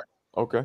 Yeah. And now, can anybody get in, or you have to be like? Yeah, anybody can get in if that's what you. I mean, just like any job, if you don't have to have experience, you just have to, go to the school and have just they want you to have a little bit of knowledge of wrestling. That's how I got my job. So that's pretty much what it is. But if you don't have no knowledge, I'm not gonna say you can't, but it's gonna be just like anything. It's gonna be hard, but you just have to work. It's all about work. You know what I'm saying? I'm knee deep. I'm knee deep in the 80s, 90s wrestling. I know all that, but yeah, the newer shit, I don't know that much about. So is it a school you got to pay to go to it? Or yeah, it's called the Power Plant, but they might have the other one. There's one in Dayton as well. But if I call Bobby, he could probably give you probably a fast track. This way you ain't gotta. So it's a school you got to go into, and you pay like a tuition or whatever. But you got to pay money to go to the school. But once you get involved, like they'll probably start you with Ohio wrestling. Yeah, that's Ohio Valley. Yeah. So you have other areas. It's just like that's what people think. Oh, it's just the WWE. You got other areas where you can. It's not. You just don't have to go through the WWE. You know what I'm saying? You just go through other avenues, and eventually, you know what I'm saying, you'll have your pick of the litter. Depending on how good you are. You know what I'm saying? But right now, the WWE is just so. They're so tight right now with commentary because because everybody thinks about the main roster. You know what I'm saying? The main roster, they're pretty much set, but they have other areas where you can get into. Because right now, I don't know, you probably don't know, but they have another wrestling program around the WWE on Tubi. It's a developmental league, and the guys that commentate for them, they literally just came off the street, and they were in their school for 2 years. Right. Yeah. Yeah. No, I mean, I agree with you, Kobe. I'm probably going to get to boxing, but it's something to consider.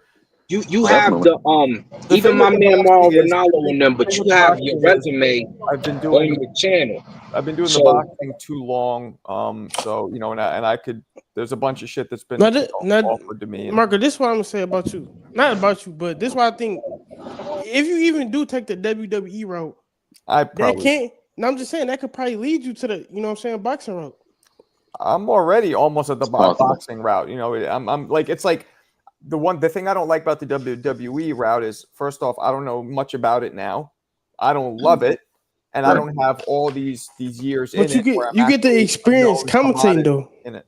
Huh? You get the experience commentating though. I've commentated lower level boxing shit. Like I've commentated before. Not on, I've experienced that before. So it's about, I don't think I'm in a position in my life to start all the way over. And it's especially in something that I don't love. Right. Yeah. I don't. Yeah. If you don't love it, you know what I'm saying. I wouldn't. Yeah. I was just Like trying me, to. how I got into it. I loved it. You know what I'm saying? I love all sports, but I just love, even though it's scripted, it's just something that I've been watching since I was 5 years old. And then once I got into it and I saw the behind the scenes of everything, I just fell in love with it. You know what I'm saying? So, you know. 90% of all Americans, I'm just gonna say in America, we work on a job that we don't fucking like. Yep. That's a So fact. I mean, it's about get that paper, whatever the fuck it is, man. Yeah. I mean, you ain't always gonna love what you do. That's just the fact. Those are very few and far between. Those. Yeah. Well, you gotta shoot for as happy a life as you can have. You only live once, and if you can love what you do, that's what I'm trying to do. And I want to have a happy family. That's what I want. I want that. That's That life, too. not the fucking job. Fuck my job. Shout out CT. I don't know if you know, but I used to be an independent wrestler like 20 years ago. Oh, okay, that's what's up. That's what's up. Yeah, I got a lot of respect for, you know, a lot of people talk shit about wrestlers and how, you know, it's fake and all that. I get it, but bro, if you guys would know what these people put their bodies through, I think y'all would have I'm not saying y'all don't, but a lot of people will have a lot of respect for what these people do, man. They literally put their lives on the line for entertainment, man. And yeah. I mean, look even just learning to take a basic bump, you got to practice that 1,000 times before you get it perfect. Oh man, bro, like I just wanted to see what just going off the ropes. I was gonna ask will tear your freaking back up, man. Like that, it's crazy. It's crazy. I mean, we just saw this old bastard, bro. He died because of all the shit. He had to go through surgery, right? What was your right? At 73. So these guys have to go through a lot of shit that people don't really respect and know that they put their lives and bodies through. Yeah, back when he was boxing, that shit was probably more dangerous. CJ, what was your wrestling name? I told you my main one would give away my government name, but one of them was DJ Sleepy. DJ Sleepy. I was also a DJ. That's when I was a DJ at the same time, so I use it for both. You feel me? DJ Sleepy. Because you'd be putting. So I gotta head out, guys. Yo, salute to the chat. Yo, Marco, I'll talk to you later, man. Yeah, appreciate you, man. Peace out. No, it was kind of a ironic thing because that was my name, but then when I came out, I would be super turned up. You feel me? Right. A lot of energy, bro. Oh, because a lot of energy. In Puerto Rico, you see these. They got some real crazy wrestling over there when I was growing up. Oh yeah, that's a fact. The Mexican wrestling is the craziest, Abdullah right? Dabucha. Yeah, even wrestling and the missing link in Carlitos Colon. Maybe Alberto is one of those midget wrestlers. And those Mexican. Oh my. Maybe that's what he's been hiding the whole time.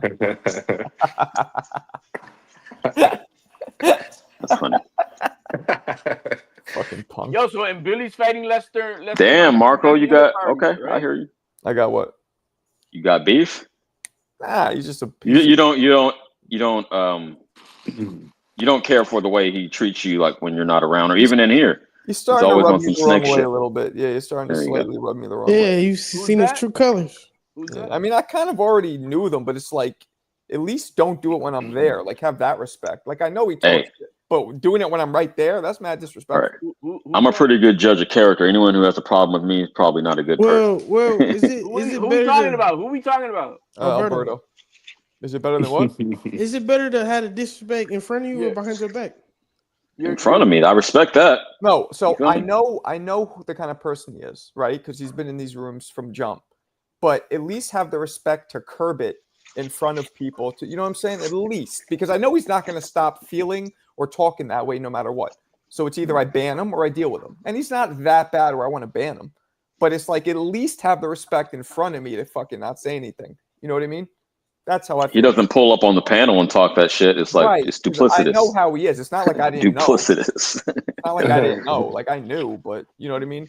So that's what I'm saying. That. It's on site now, man. Yo, these YouTube boxing streets are a fucking trip.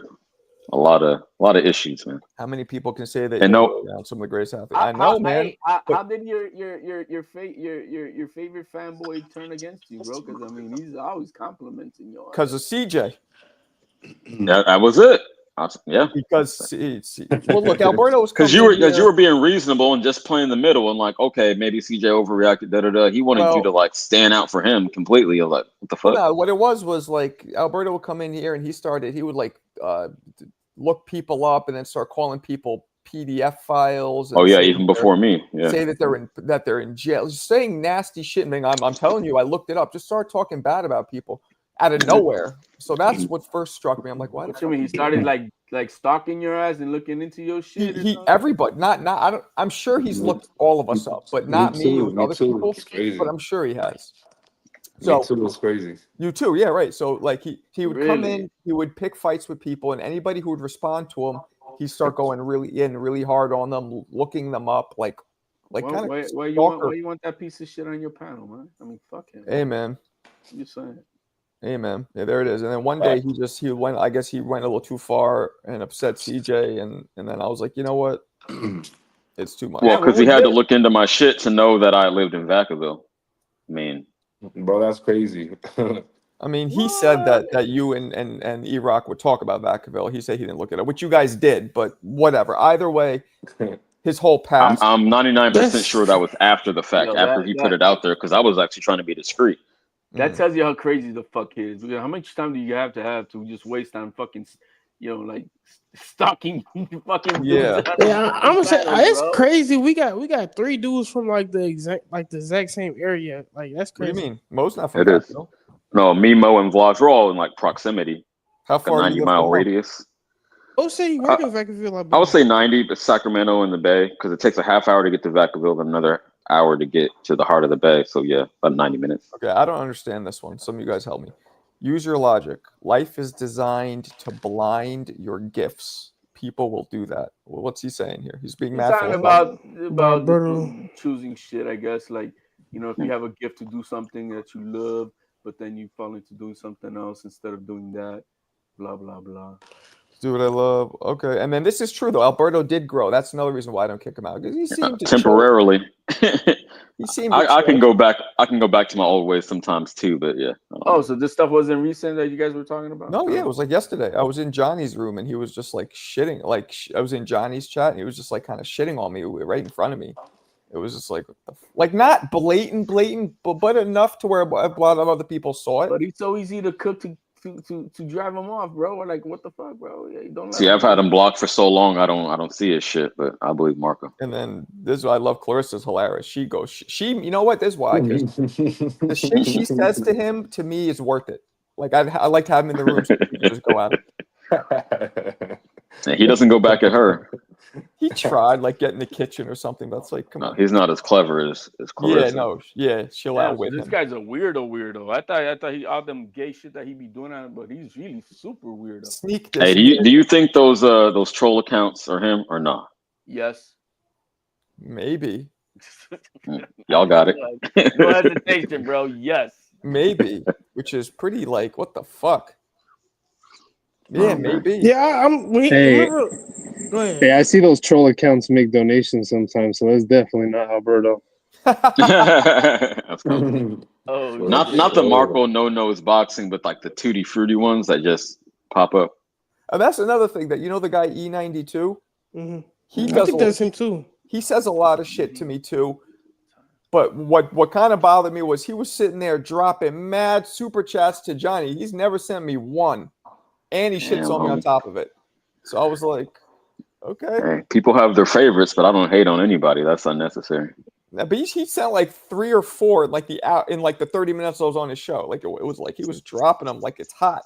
So when you was on the panel, was Alberto on the panel too? Or he was in the chat. Damn. Anytime Alberto sees someone from this channel on Johnny's channel, he starts saying channel hoppers. Yeah, he dissed Mo. Yeah, what's wrong with support multiple?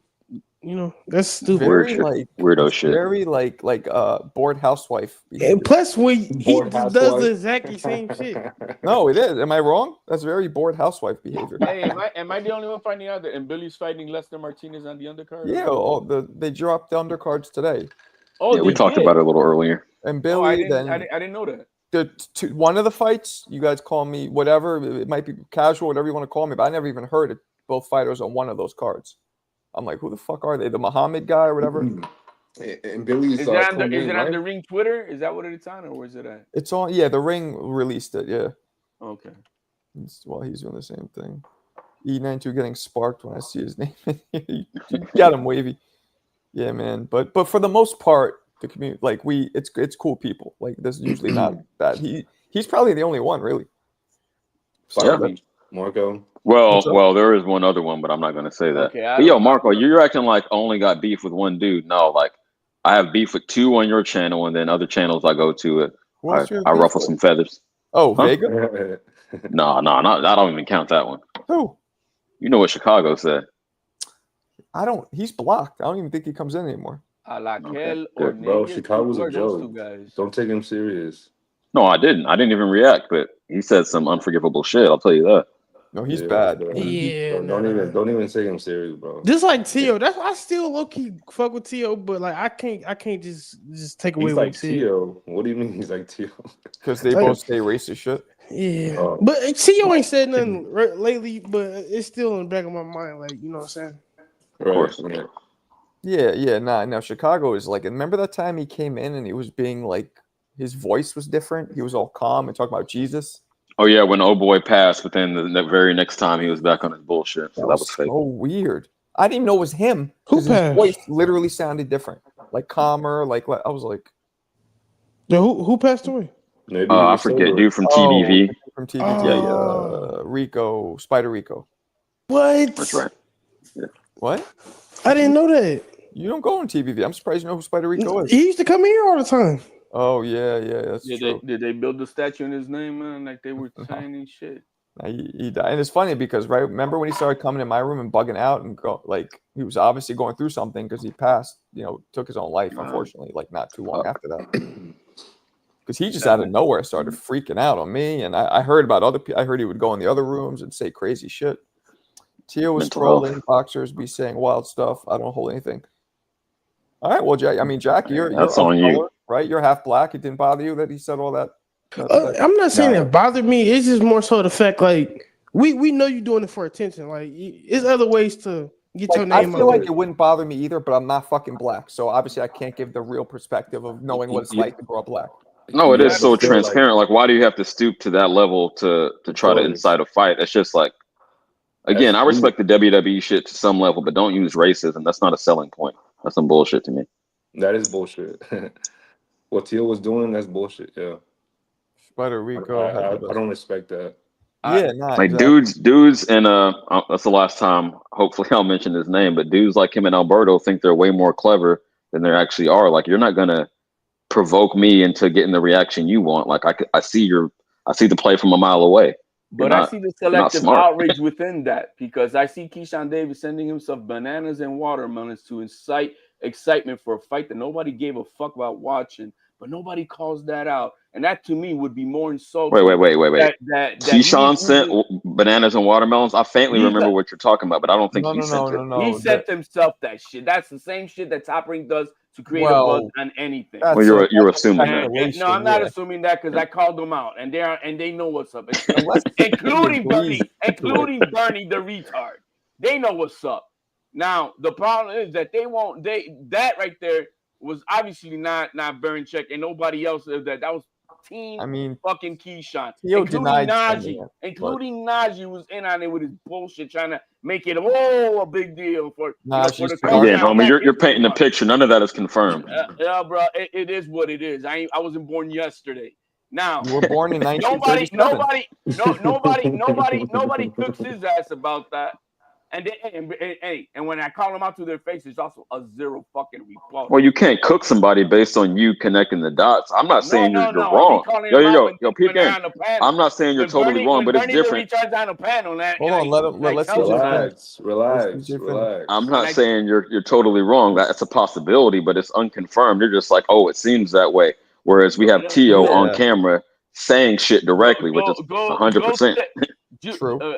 What's her name? Judy Gold Sticker, whatever the fuck her name's from Top Rank. She knows what's up. She knows very much what's up. Oh yeah, I know you're talking about. Yeah, you know what I mean. We know what's up. The paintball incident was it Cameron and Michaela, or was it Cameron and Michaela Mayer? Was it that they had the paintball? Same hotel. Same I know what you're talking about. Yeah. Who set that up? That's all Top Rank shit. That's all inside shit. to incite Yeah, I and can make see the that. I fight can see bigger. that. Simple as that. Simple as that. Not the Let's first say time you're or the right. last time. I'm gonna play devil's advocate. Let's say you're completely right, and it was an inside job, so to speak. It's still not analogous because, yeah, he's trolling on like riling up racial tensions, but it's not like he sent Tio fucking burritos and papusas or whatever the fuck, right? We would have That ate would him, be. bro. We would have ate him like nothing. He said we would have ate him. We would have ate him. Yo, You feel thank me? you, That man. would be a direct comparison if he's just doing it to No, himself. my point is that this is no different than when we got these female bitches using grape. Female bitches is crazy. No, when they use grape, when they accuse a man of grape and it's not grape. You see what I mean? Bro, why are you so emotional? That's why. Relax. Yo, like I said in the chat earlier, if he was giving a speech at a funeral, he would be yelling. He'd be getting people turned up at the funeral. Let you die, you stupid fuck! I said no more cheeseburgers, dumbass. I like, bro. Same thing like Full Metal Jacket. What's his name from the movie? Oh yeah, You guys gotta understand something about HLD. HLD loves the sound of his own voice. That's a fact. You love it too. That's why you tune in, Shelton. Oh shit! What's up, Shelton? What's up, man? What's going on, bro? What's happening? What's going on, old friend of mine? Oh man, I'm listening to you guys cook, man. What they talking? They talking down on Teofimo again. What they saying about Teo, man? What did he do this time? No, I was trying to talk about the undercard. I just feel like, man, like Crawford fight. With all the racial tension since COVID, like he shouldn't have gone that route. No, he should have unnecessary. Back in the day, I can say that. That would have been different. Back in the day, that would have been like it wouldn't have been taken so much. Like people might have even taken it completely playfully, but now, nah. The monkey. But you gotta remember something. This is. Go ahead, HLD. Go ahead. I'll say something. I just want to just put this out real quick. I just the issue I really had was with the monkey and banana shit that he said. He knew what he was saying, and he shouldn't have done that. Exactly. You're not smart. But then there's the component of this, because now I can't comment on this, but everybody else here can. Does he get licensed, being that he's Hispanic, to make racial? Fuck no. No, because nobody gets licensed to do that, bro. I'm with y'all. Because back when I was coming up, the Hispanic dudes, like at least when I was coming up, the Puerto Ricans especially, they could say whatever they want, and it was not considered offensive. No, but there's no pass on racism. Because Puerto Ricans is part African, so they got a pass. But you're Dominican, so I mean, or Honduran. Yeah, they get a pass too. They African. But what are we talking about? Listen to me. Pass on what? A pass on what? Race? There's no pass on racism versus anyone. No, you African. You can say the word because you was called that word, so you went under the show before. I can't take that away from you. Let me say this. Let me say this. I'm a black man. Let me say this. I can't call another black man a monkey. Yeah, and get away with exactly. it. It's come on, no. Right. You can't do that. He knew what he was doing. You can't do that. Yeah. And this is what I wanted to say earlier. We also got to remember this. Well, how old is Teofimo? Like 26, 27? 28. Yeah. No, he's like 24. He just turned 28. He just turned 28. 2 weeks ago. Yeah. And you got to remember, his experience is not our experience. Right. He's been sheltered because he's been boxing for a very long time. He ain't been in the streets. He ain't been in the neighborhoods. He ain't seen a lot of the stuff we seen. Right. So his emotional development is going to be a lot less developed than ours. So he does goofy things because he's a goofy, sheltered little kid. He's going to grow up eventually. He's just not yet. Yeah, I agree. What do you think about Bill Haney, a black man, calling another black man a monkey? That was wrong.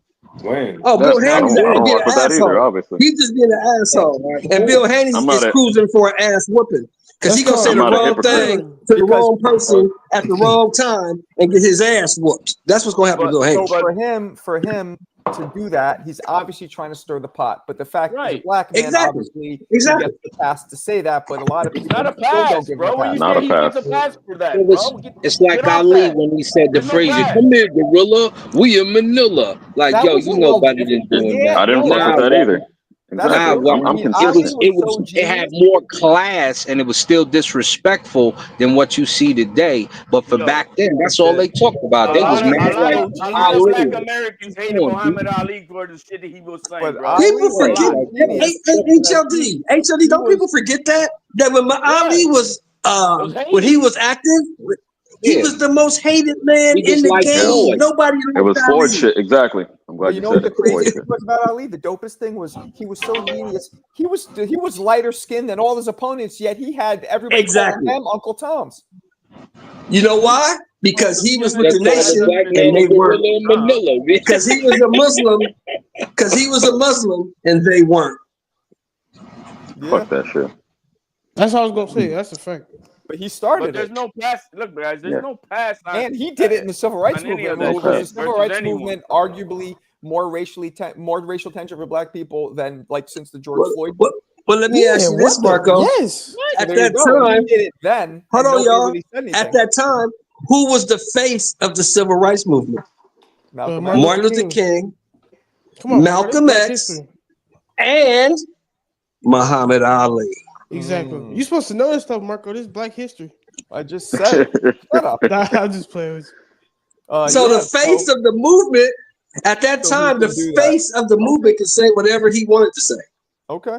See, I didn't live through it, but I feel what you're saying to a degree. I Bill still don't Haney is respect not it. the face of the movement. The Marco, you gorilla was like shit. 12 when Ali was out here. Huh? Weren't Ali you like went 12 through when stages, Ali was though. out here?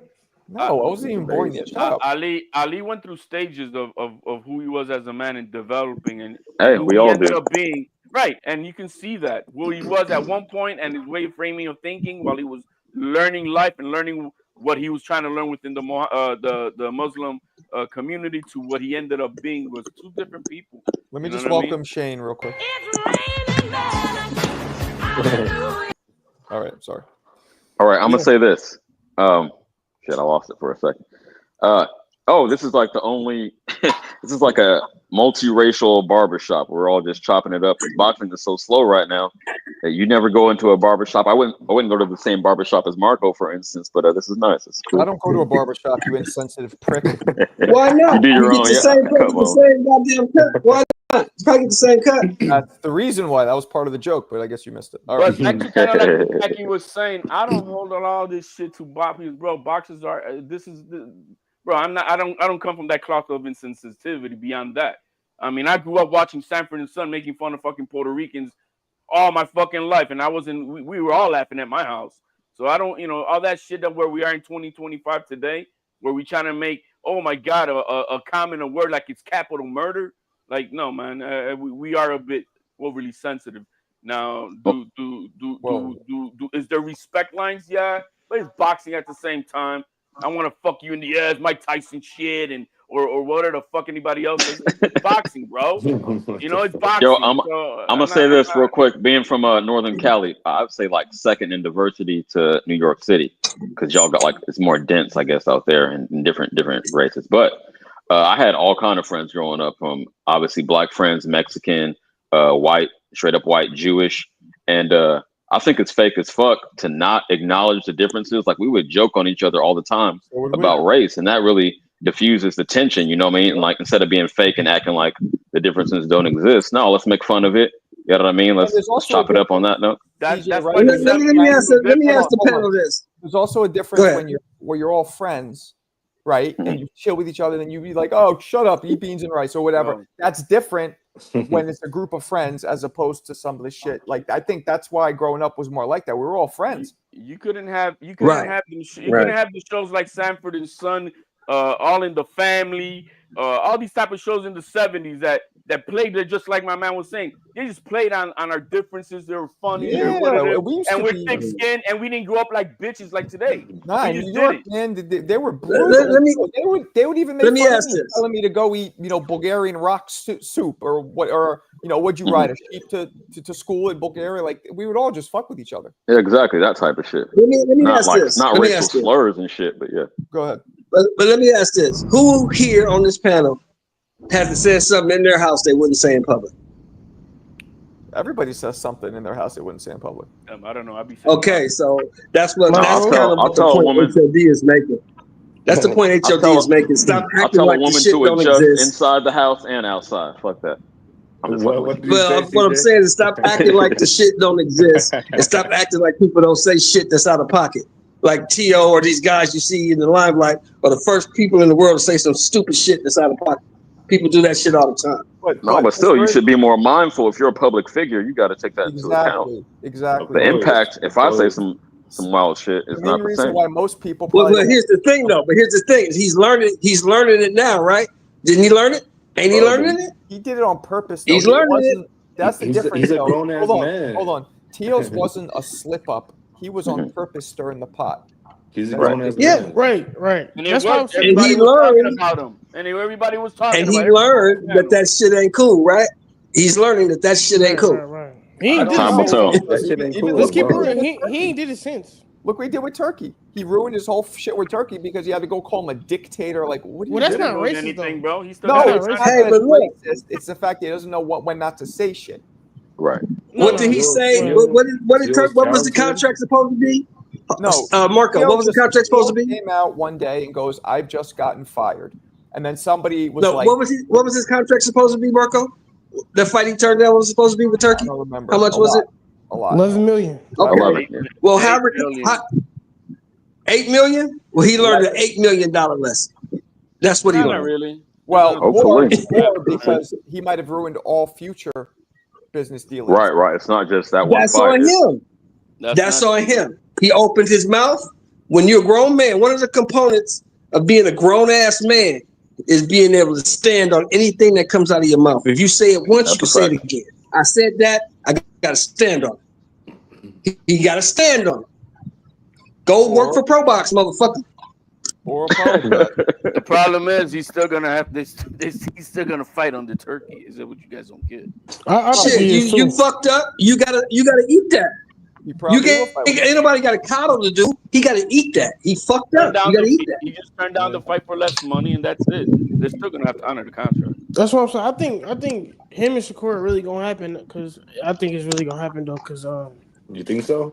yeah, because I think Shakur really want to fight, and then if Tio don't want to fight, it's like nobody else you We can need fight. it, man. That's remember the original Four Horsemen? That's a Finally, good it's a fight. little late, but at least they'll fight. Two of them. Well, at least That's a they great in their fight. prime still. Ric Flair, Arn Anderson, Tully Blanchard. No, I'm just fucking with you. Who is that at the bottom? The name is cut off. Below Shelton. Who is that? That's Jersey Bob. Okay. I'm back on. Yo, it's What's fight up, man? week though. Yo, man, there's two names. Yes, sir. There's two fights Hey, on that Tom undercard. Moses I don't fight know who week the fuck they versus are, Dillian man. White. Oh, that's this weekend? Yeah. Yep. Great fight. A little band-aid to get us It's over to almost a Crawford month Canelo, since but y'all boys got Dillian White is gonna get CJ, thrashed. you ain't ready, bro. Dillian White's gonna get thrashed like a shark tearing through some. Yeah, a good coming out party. It'll be exciting. Blubber. I'm with it. Yup. I'll tell you something I saw. I was shocked. Dylan White only lost 3 times. I thought he lost way more than that. What? Yeah, it seemed like he'd been getting his shit. 3 losses. Tyson Fury's 2 of them, right? Yeah, Maybe that's Chisora that be bro, losing like. Who's the third one? Yeah. He's been in a lot of wars. You though. know why you think it is? Because he's been suspended so many times for PEDs, probably, right? Is that what it is? Damn, he only lost to Usyk and Fury? And, I'm probably confusing him with the other guy. Joshua too. Derek Chisora. Joshua, definitely, right? Yeah. No, yeah, Dillian White. That's right. He lost to Tyson Fury, Povetkin. No, White didn't fight Usyk. Yeah. Povetkin and Joshua. Yeah, I you remember getting these Povetkin. black You UK remember that dudes fight? mixed up. You're saying You guys remember Chisora the is White. Povetkin fight? Povetkin hit him with a merciless punch, uppercut out of nowhere, brutal. put him out. That He's PED susceptible to comment that. Well, that PED comment wasn't for him, man. It was for the guy who's But fighting then Hunter now. He knocked Povetkin out in the rematch. But who fight is? week. But okay, but who has Dillian White actually beaten of note? That's a real question. I don't see anybody. Chisora. Didn't Dylan White fail drug test too? He beat Joseph Parker. Yeah, but he's proven though, so it's a great fight. Hey Bailey, real quick in the Parker? comments, I need you to clarify. Bailey, clarify what you mean. I did see it, but I don't know exactly what you mean. Yeah, he did. I don't give a pass for anyone to use the N Didn't word. White beat Joseph Parker? Yeah, he beat Parker. Wow, I never knew that. Okay, so he beat Parker. He beat Povetkin. That's somebody of note. Povetkin and Parker. No, That's it. Povetkin and cleaned his. Chisora. That's of note as well, I believe. Okay. Not bad. I still think he's washed up and is teetering on CTE damage, but you know. Oh, Wavy was saying that T.O. is Hispanic and he from Florida, and they don't trip on Hispanics using the N-word. The They what? don't, bro. It's all culturally where you're from and where you. But That's you on gotta you. know when to Isn't it use it more and how to personally? use it. Like, isn't that You a know what I person to mean? person thing? Like, what certain black people don't mind it. Certain black No, people you know get what's offended. crazy? Cause I see, like you said, Hispanics grew up saying it. Where you from? I think it's just the same thing. It's Like, not even that, bro. I don't know where we got to the point where GGA is the same as ER. Just be factual on that. Right. It's just not the fucking same. And if you want to do that, you're just being retarded because you know it's not the same. You amongst the black community, you don't use it as the same. And so anybody who grows up in New York or any of these fucking other concrete jungles, it's just the way you speak and it's just the way the culture is. Has nothing to do with color, has nothing to do with any of that. But we're getting onto the point where, oh my God, you gotta have I'll just pass talk, bro. No, either you can't because you're with your boys, you're with your hood, you're with your whatever. Or and if you're not, well, then you gotta, just pull back on that. I myself, at my age, I'm not gonna be out, talking like that because damn, I ain't not my flat cap with my fucking Tim's on and my I'm pants. gonna say this. You're 73 years old. I'm gonna give you youngsters out there a piece of advice. If you ain't black, don't test the theory, bro.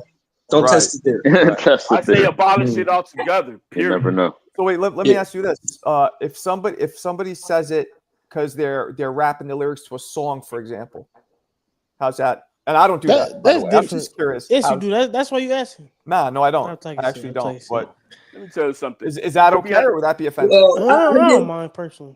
Hold on, let the black people chime in. I get where you're going, but who is walking around listening to people rap songs? I mean, nobody really does that. I get where you're going with it. Yeah, people have headphones in. I hear what you're saying. You just happen to hear it on the fly, whatever. You ain't tripping because he ain't talking to you. He rapping. Right. You know the difference between rapping and when somebody's talking to you. Well, what I mean by don't test his theory is don't go out if you're of another race. Don't go out around a bunch of black people. I don't care how long you've been hanging out with them and kicking with them. Decide you can step in and say some things because that might not work out for you too good. The bottom line, you only use that language amongst your boys. But I'm gonna tell you, because you never know who you're talking to. You could be on a park bench in New York City, and you could be with your boys. We could be black, other Hispanics, whatever, and we all say right. GGA word. I like to see an Atlanta fool go up there and try to say something to a Puerto Rican. Nah, you wouldn't want to do that. That wouldn't work. Yo, you can't say that. And watch my brother sit down on my bench, get up and bitch slap and say, "Man, we don't play that shit up here." I bet you homie, that's what's gonna happen. The firearms law. I'm gonna say this. To do where you at, who you with, your culture, and where you from. HLD, the firearms laws in Georgia are different from in New York. I'm gonna just leave it at that. You can slap a motherfucker. I said in New York, right? So that's what I said in New York. Let an Atlanta. Yeah, you can't slap nobody in Georgia. Everybody got a pistol. Right. Everybody got a pistol down there.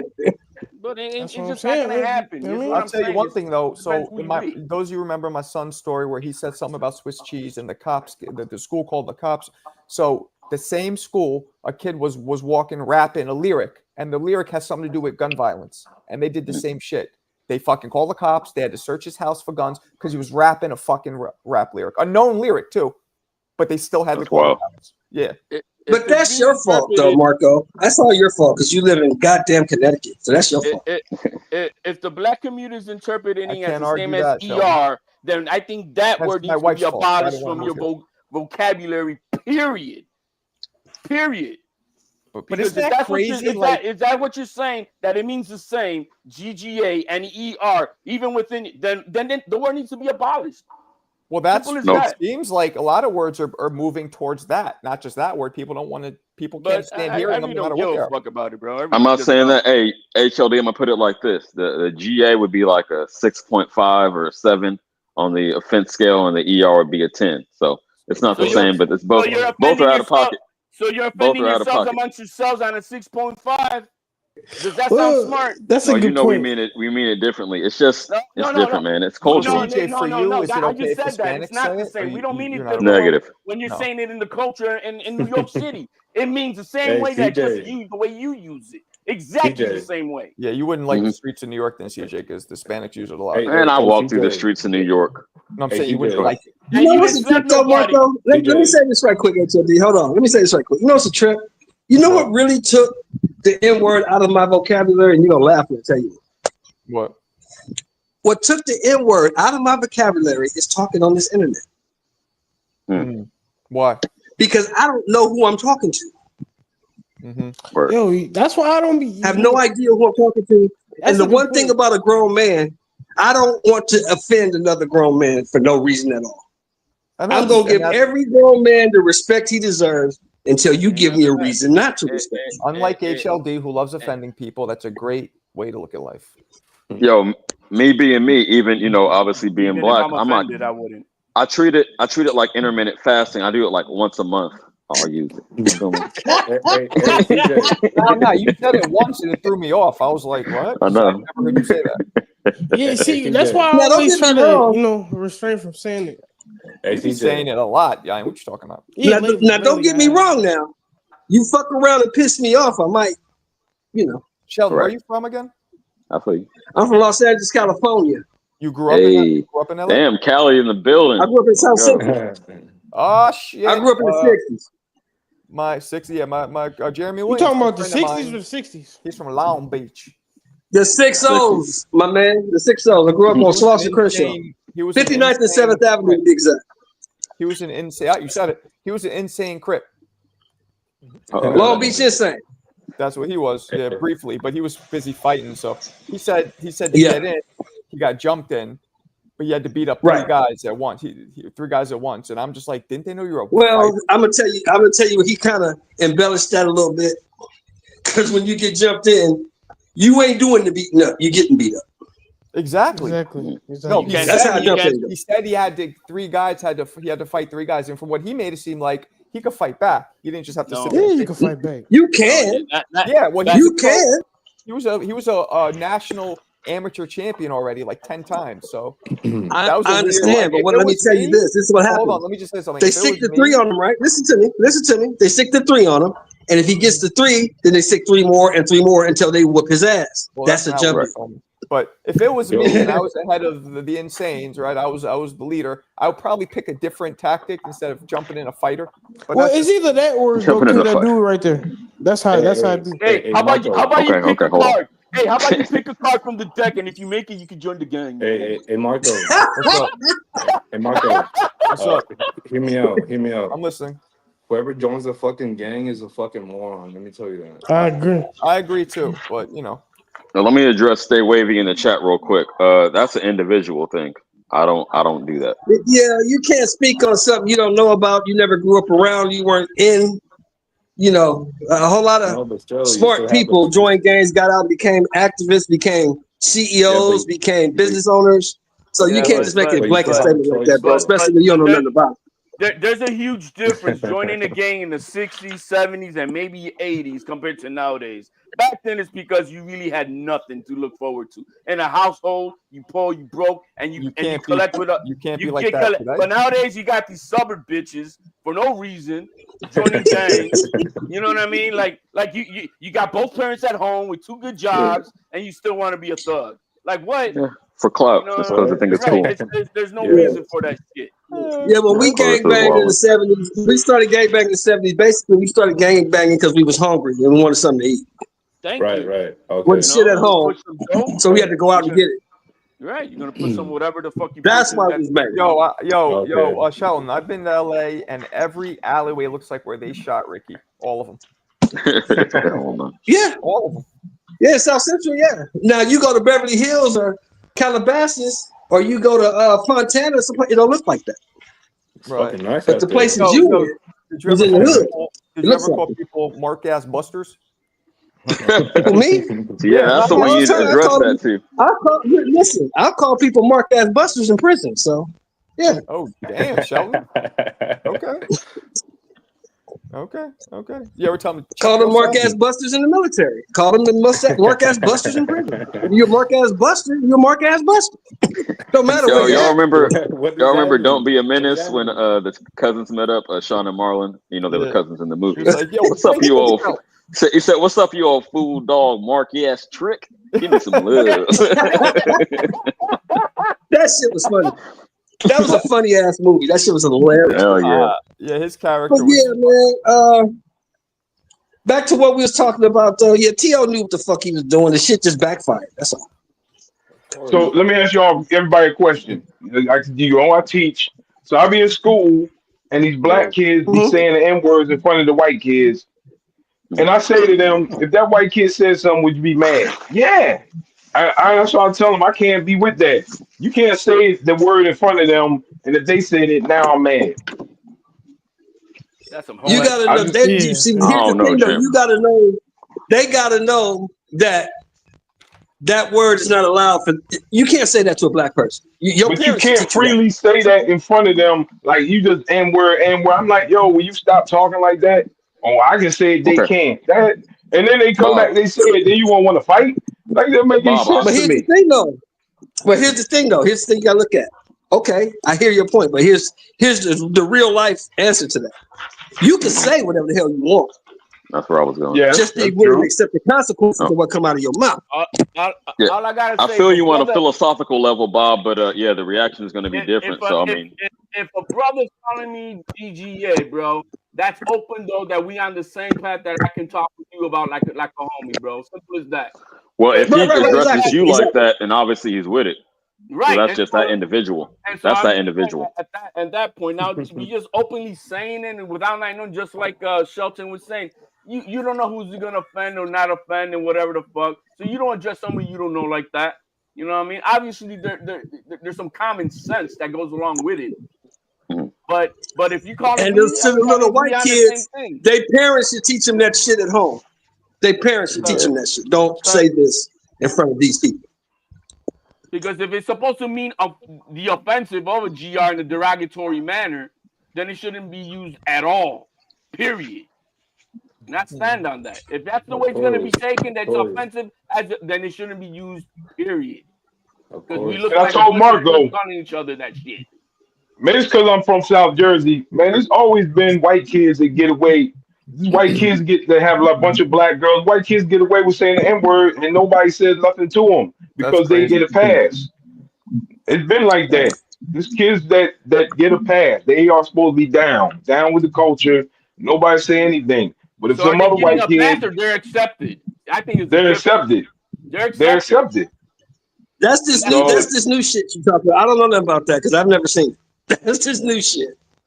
See, I'm gonna tell you like this. Personally, I prefer a white dude like Marco who knows enough, but he's not gonna cross any lines. You feel me? He has a respect for it. I don't do the quote unquote wiggers. I can't fuck with that. I could say it. I'm just kidding. No, sir. Hey, and I can't get to you, and we can't get to you because you're in Connecticut, so you can say whatever you want. Stop reminding me where I'm at. Hey, Marco, you gotta go through the same program, man, like in that movie, Get Hard, bro. Once you get the Get Hard program, then you can. No Tootie.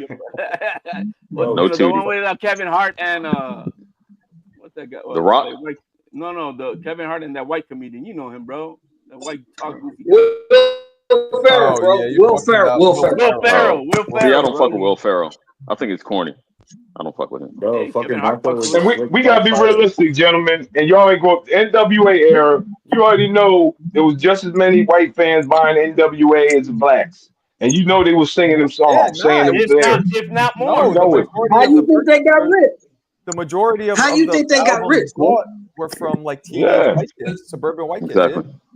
All this past stuff is not from the 90s. I tell you that shit. This is some like last 15-year type of shit. Because it wasn't like that back in the day. I feel like it's all culture though. At the end of the day, Yeah. like, there's a lot of people around me. I don't say it, but like a lot of Hispanics that they say it like randomly, like here and there. I'm like, bro, it rolls off their tongues like it's nothing because it's I know, part of but it's part of their but it's like- vocabulary and their culture. of course, but it's like it's not nothing racial or nothing like No, that. So it's not. yeah. So what about the kids that are mixed? Because I have a lot of. if you got a white mom and a kid, a black dad, they like the mom can't say it, but the dad can and the kid can. That's cool. Nephews too. So what do you think, Bob? So they can say the N word. I have a lot of mixed nephews too. Like, Hey, somebody answer his question. One of my But I'm saying, is that cool? He's answering this question right now. Hold on. I'm sorry, my bad. Okay. What do you think, Bob? Do you think that's okay? Hey, Bob, I have two nieces that they're with black guys, and yeah, like they have kids, and like, you know, so But Can they doesn't use the answer word his though? question. Why not? Okay, let me ask you this. Let me answer your question with a question. But Let we're me not ask you a question answering with a his question. question though. Let me answer your question with a question. The kid, the mom is white, and the dad is black, right? Yes. Yeah. What are the police gonna call the kid? Oh, damn word. Damn word. No. If the police if they ever use, That's your answer. They're not gonna use GGA. That's your though. answer.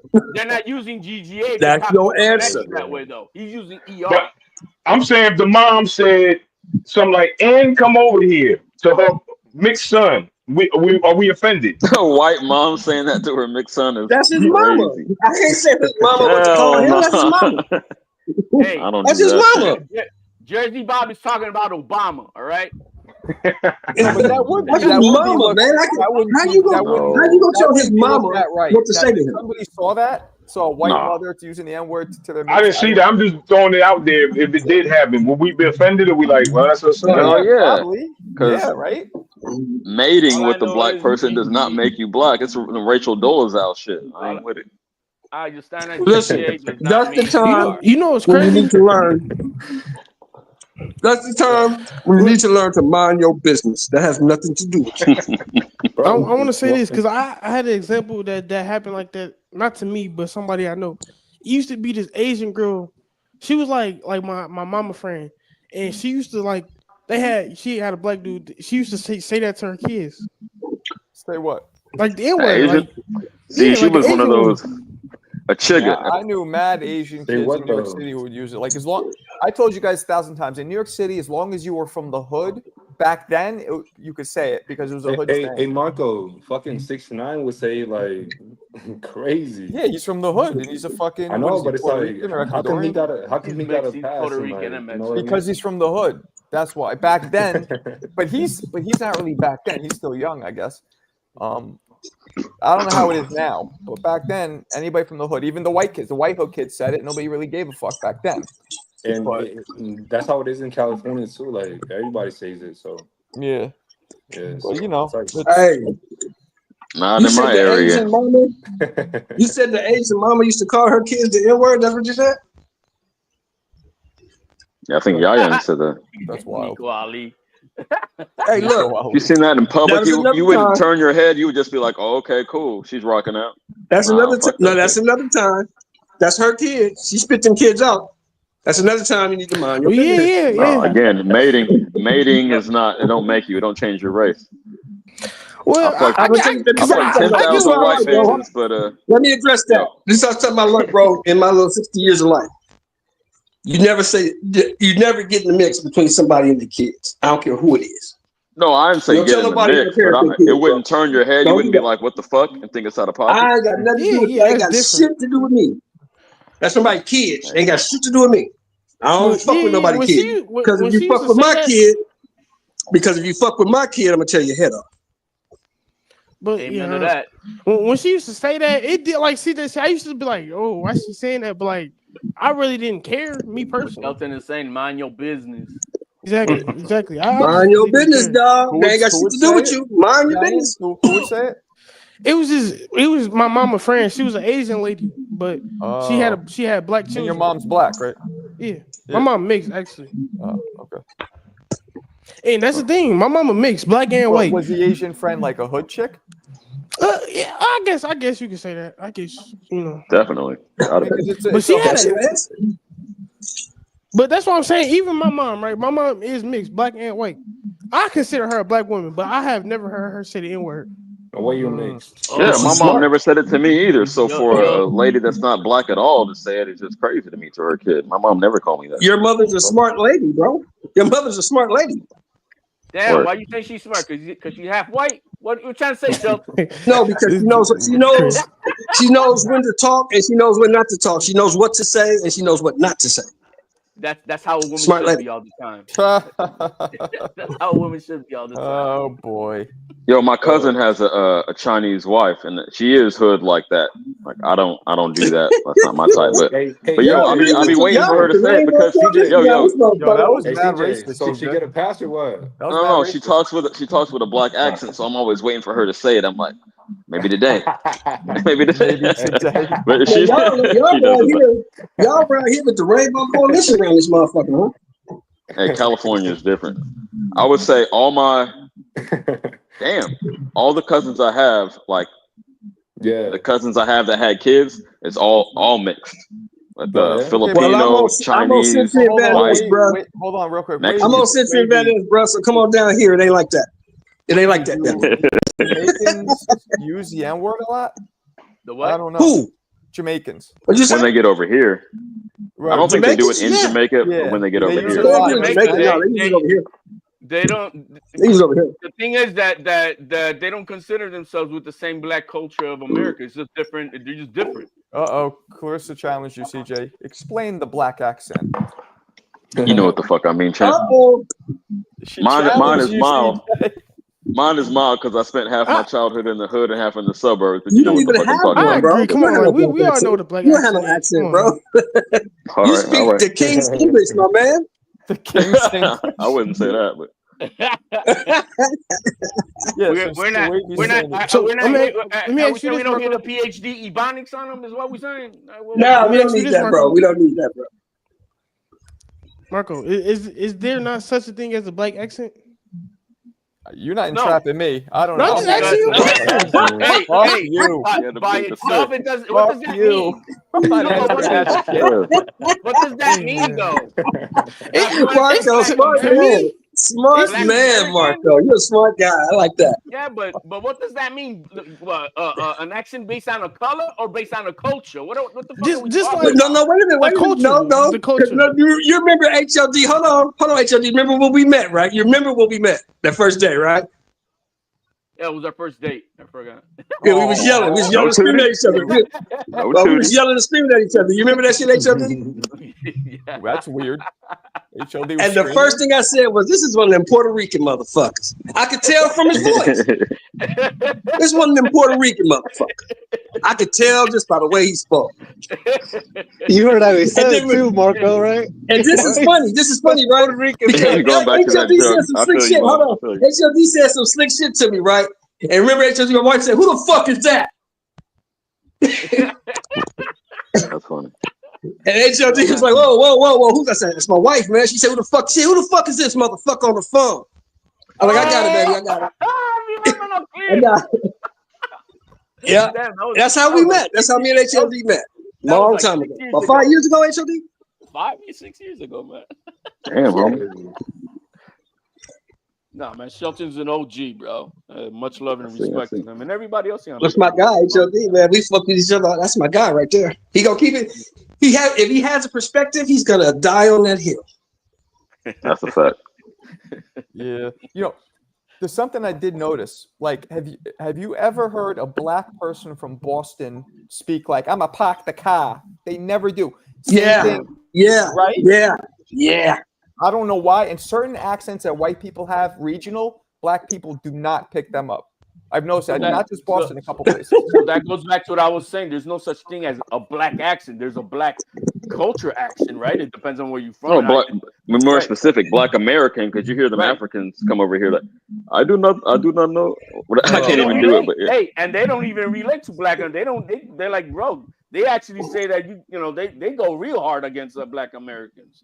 I understand that. We're having an internal battle right now. I was listening to you, youngster. I can tell you it's black. We're not the same. I can tell you it's black, but I can tell you what from Compton. Does that make sense? You talking about me? Yeah, I can tell you it's black talking to you, but I can tell you what from Compton either. Again, half hood, half suburban. He doesn't say like, right. But that's not an accent. It wasn't your accent. It's just the way you formulated the sentences. I feel you. Okay. I'm not trying to be nothing I'm not. So I do feel you talking about. You got a little Papadakis in him, right? Leave him alone. Right? Leave him alone. A little Papadakis. Fuck out of here. I wish I had 2 parents and a nice marriage. That would have been nice. Fuck out of here. My name is not Clarence. CJ, but not Clarence. This was a fun panel, man. You know why? We grown men up on this panel, and we, talking directly, getting to the points, regardless of how, but but there's respect at the same time, and this is the way it's supposed to be all the time. We could talk about our differences, about our similarities and our differences without being bitches about it, and I can respect that.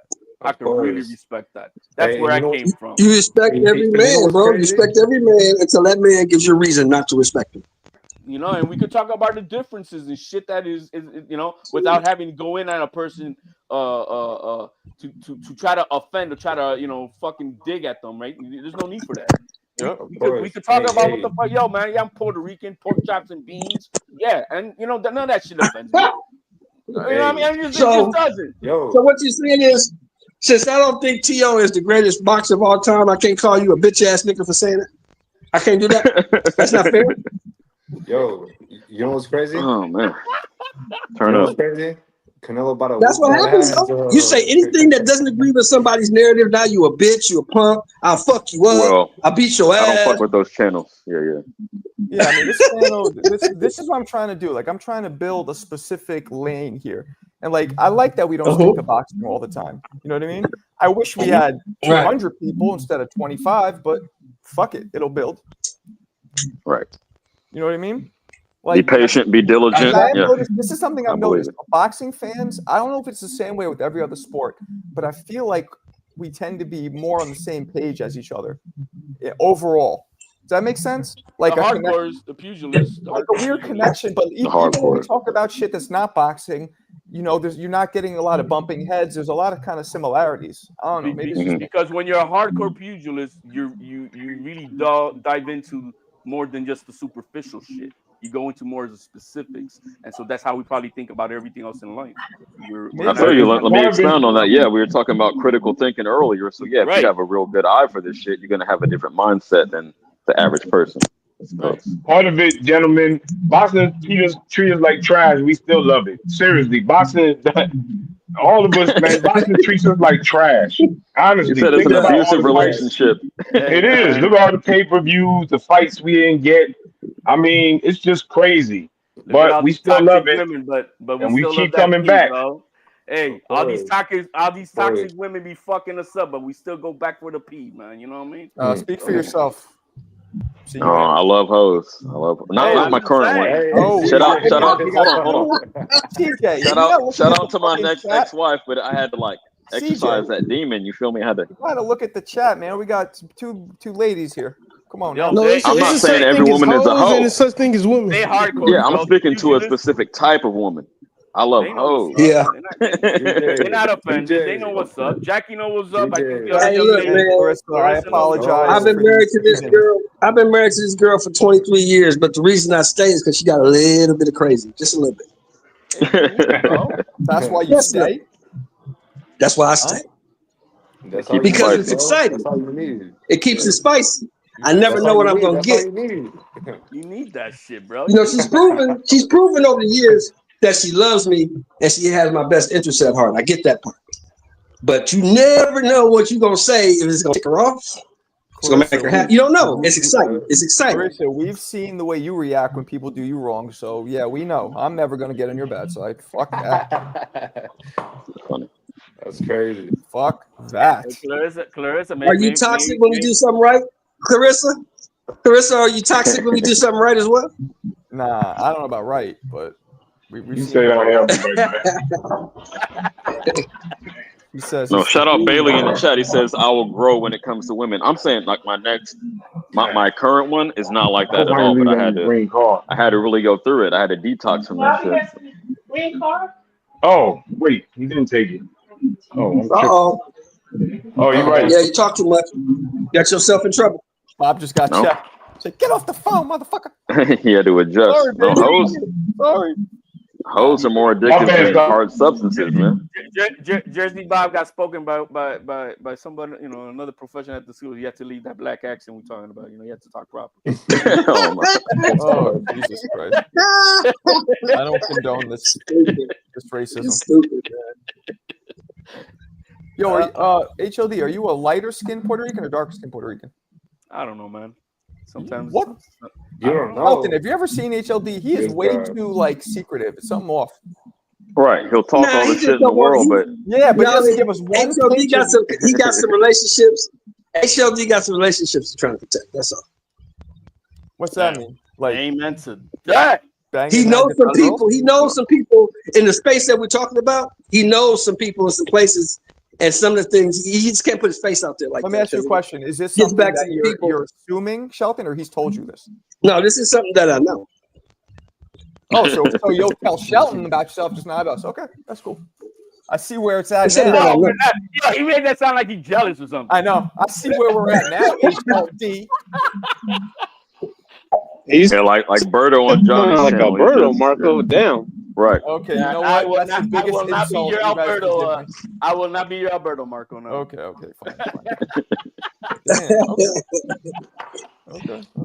Oh, excuse me. Sorry about that. But those who do know me for the likes like Shelton, we know each other very well. We know where we stand and who we are as people, and we don't have to elaborate beyond that. We just know that what we are, we good dudes, regardless of the fact.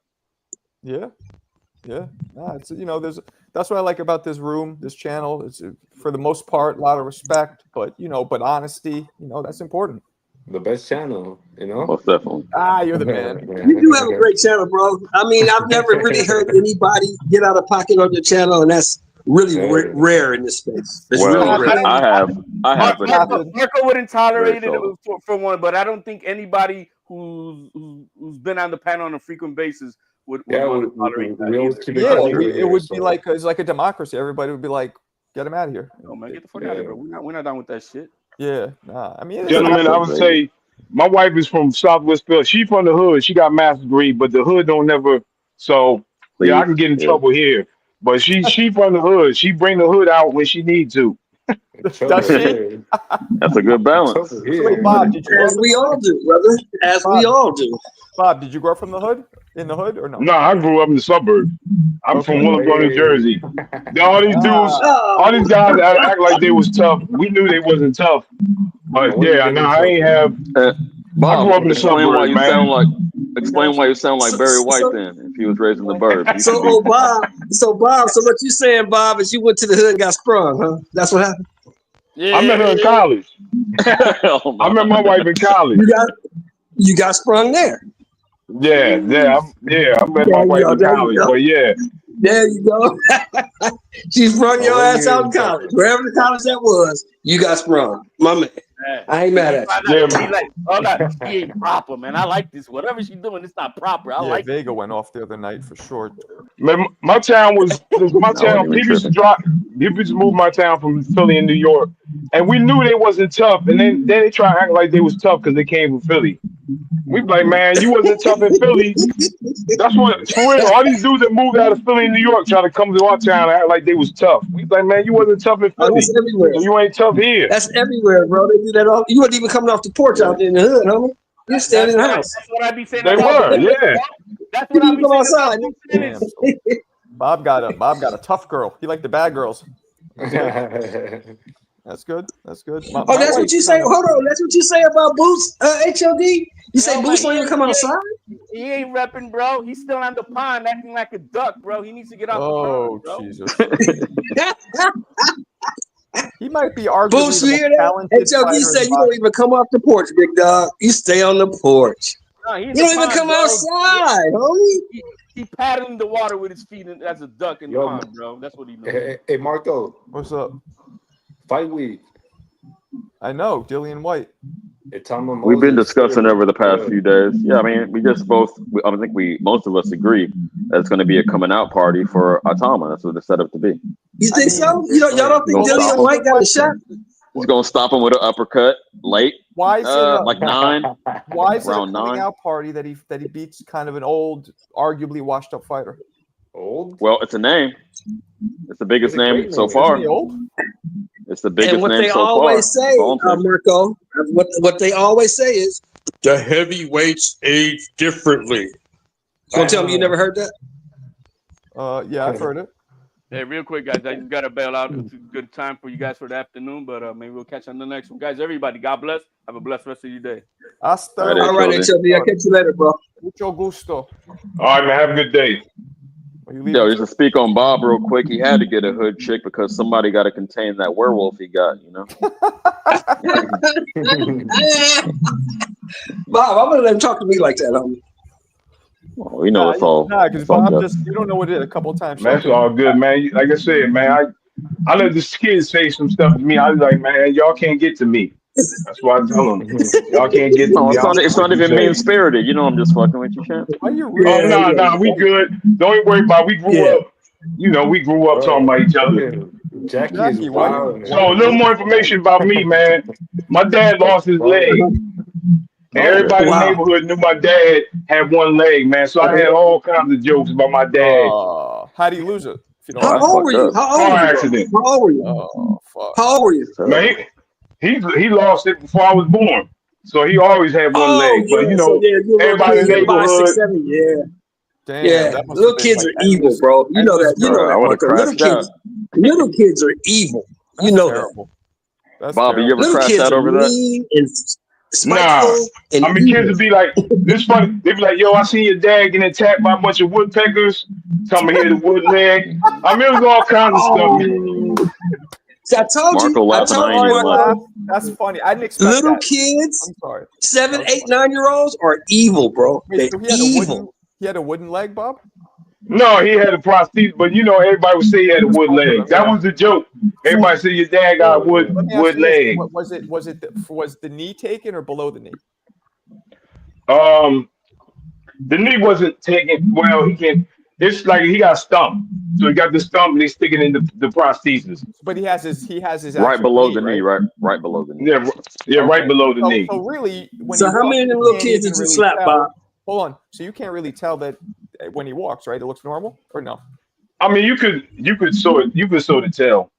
But then they asked, I would tell them, but I didn't slap any of them because I already told them from up front. Yeah, my dad lost his leg, but here's the whole thing. My dad always said he's a better person now if he lost his leg. So he said he got to be a better person. So him I would losing his imagine leg going through something helped him. Something that traumatic helps you build character.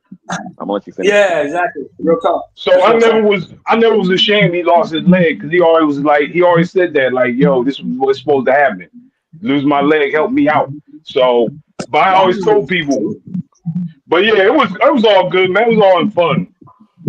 Damn. It was all in fun. Yeah, kids. Did you have a lot of fights as a little kid, Bob? Did you fight? Nah. Man, like I said, this is a suburb. Nah, we ain't really. I mean, people fought, but not really. Bob, didn't you say you sparred once and you were like, "Fuck this, I'm not doing that again"? Yeah, I did. I had a picture. Maybe I'll upload. Yeah, I sparred once, but like I said, I fought a guy who couldn't beat me. Who couldn't beat you? I was taking boxing lessons, and they were having some kind of tournament, and they said this guy wants to fight you. And I was like, I don't really want to do this. But they come look at, and I looked at him. He's the most unathletic white guy I've ever seen in my life, honestly. And I was like, he want to fight me? So I was like, yeah, I'll fight him. and we didn't have to weigh in. I outweighed him by like 10, 15 pounds. And you fucked him up? So there was no weigh-in. So I'm like, yeah, I'll fight him. Wait, hold on. What, was this an actual amateur fight or just like sparring? I don't know what they called it. They just had a bunch of people training there. Did they have a referee? Like people that worked at the gym. Oh, and there wasn't crowds watching. You guys were just basically sparring. No, it was my family was there. It was like people from the gym were there. It wasn't like nobody paid. So it was like people's families came. It was a bunch of you guys doing this that night. Yeah, it was a bunch of people fighting. Okay, I got I know what you're talking about. Yeah. So I'm about to go deep in the story. Man, there was these two young white kids was fighting before me. Man, they was trying to kill each other. I said, man, that ain't happening to me. I'm not getting hurt. Right. So I told you, I went out there. It was like 3 2-minute rounds. I went out there trying to knock the dude out. I threw everything I had into every punch for like 25 seconds. Then I was done. For like 25 I've never been spent. No, I tried to knock the dude out. I threw everything I was punching. You know, everything you ain't supposed. I tried to punch hard as I could and knock this dude out. Yeah. After like 25, 30 seconds, my legs have never felt like that. I played soccer. I've never been that tired. My legs were gone. That's what I tell people. And then I was like, then for the rest of the fight, I held. I would throw some fake punches and I grabbed the dude. And I was bigger than him and he couldn't get loose. Was there a judge of any kind? I mean, It wasn't. I think they. I mean, I won the fight because he didn't land any punches. But yeah, it was a judge. It was a ref. Well, a ref. But like after the 20 seconds, I didn't care about winning. I literally kept holding the dude. Bob, I tell everybody. I used to teach boxing, right, at health clubs. I've said this before. I remember working with professional athletes, football players, basketball, and all of them the same shit, Bob. After 30 seconds of just hitting a bag, done. These dudes who could play up all fucking 4 quarters, done. It's such a different animal. Because it's a different type of training, Marco. It's a different type of exercise. It's a different type of exertion. Yep. Different. Yeah. And I'll tell you, me to this day, I'm 48. I could easily do 10 fucking rounds, no fucking problem, because it's muscle memory. It's also mental. I've pushed myself. And your mind. That's what I was gonna say. It's your mindset. I might pass out or throw up, and I know that I know it'll always pass, no matter how tired I get. And when I get that break, because I only take 30-second breaks, that sparks me up good. Like it's like I'm olive oil shoving spinach down. But think about the years. But think about all the years you trained your mind to think that way, Marco. Mm-hmm. Oh, it took time, absolutely. But it takes years. It's like anything. Like I remember teaching my wife, and she was like, "I'm gonna throw up." She tried to stop. I'm like, "You're not fucking stopping." I pushed her, and then she she adjusted.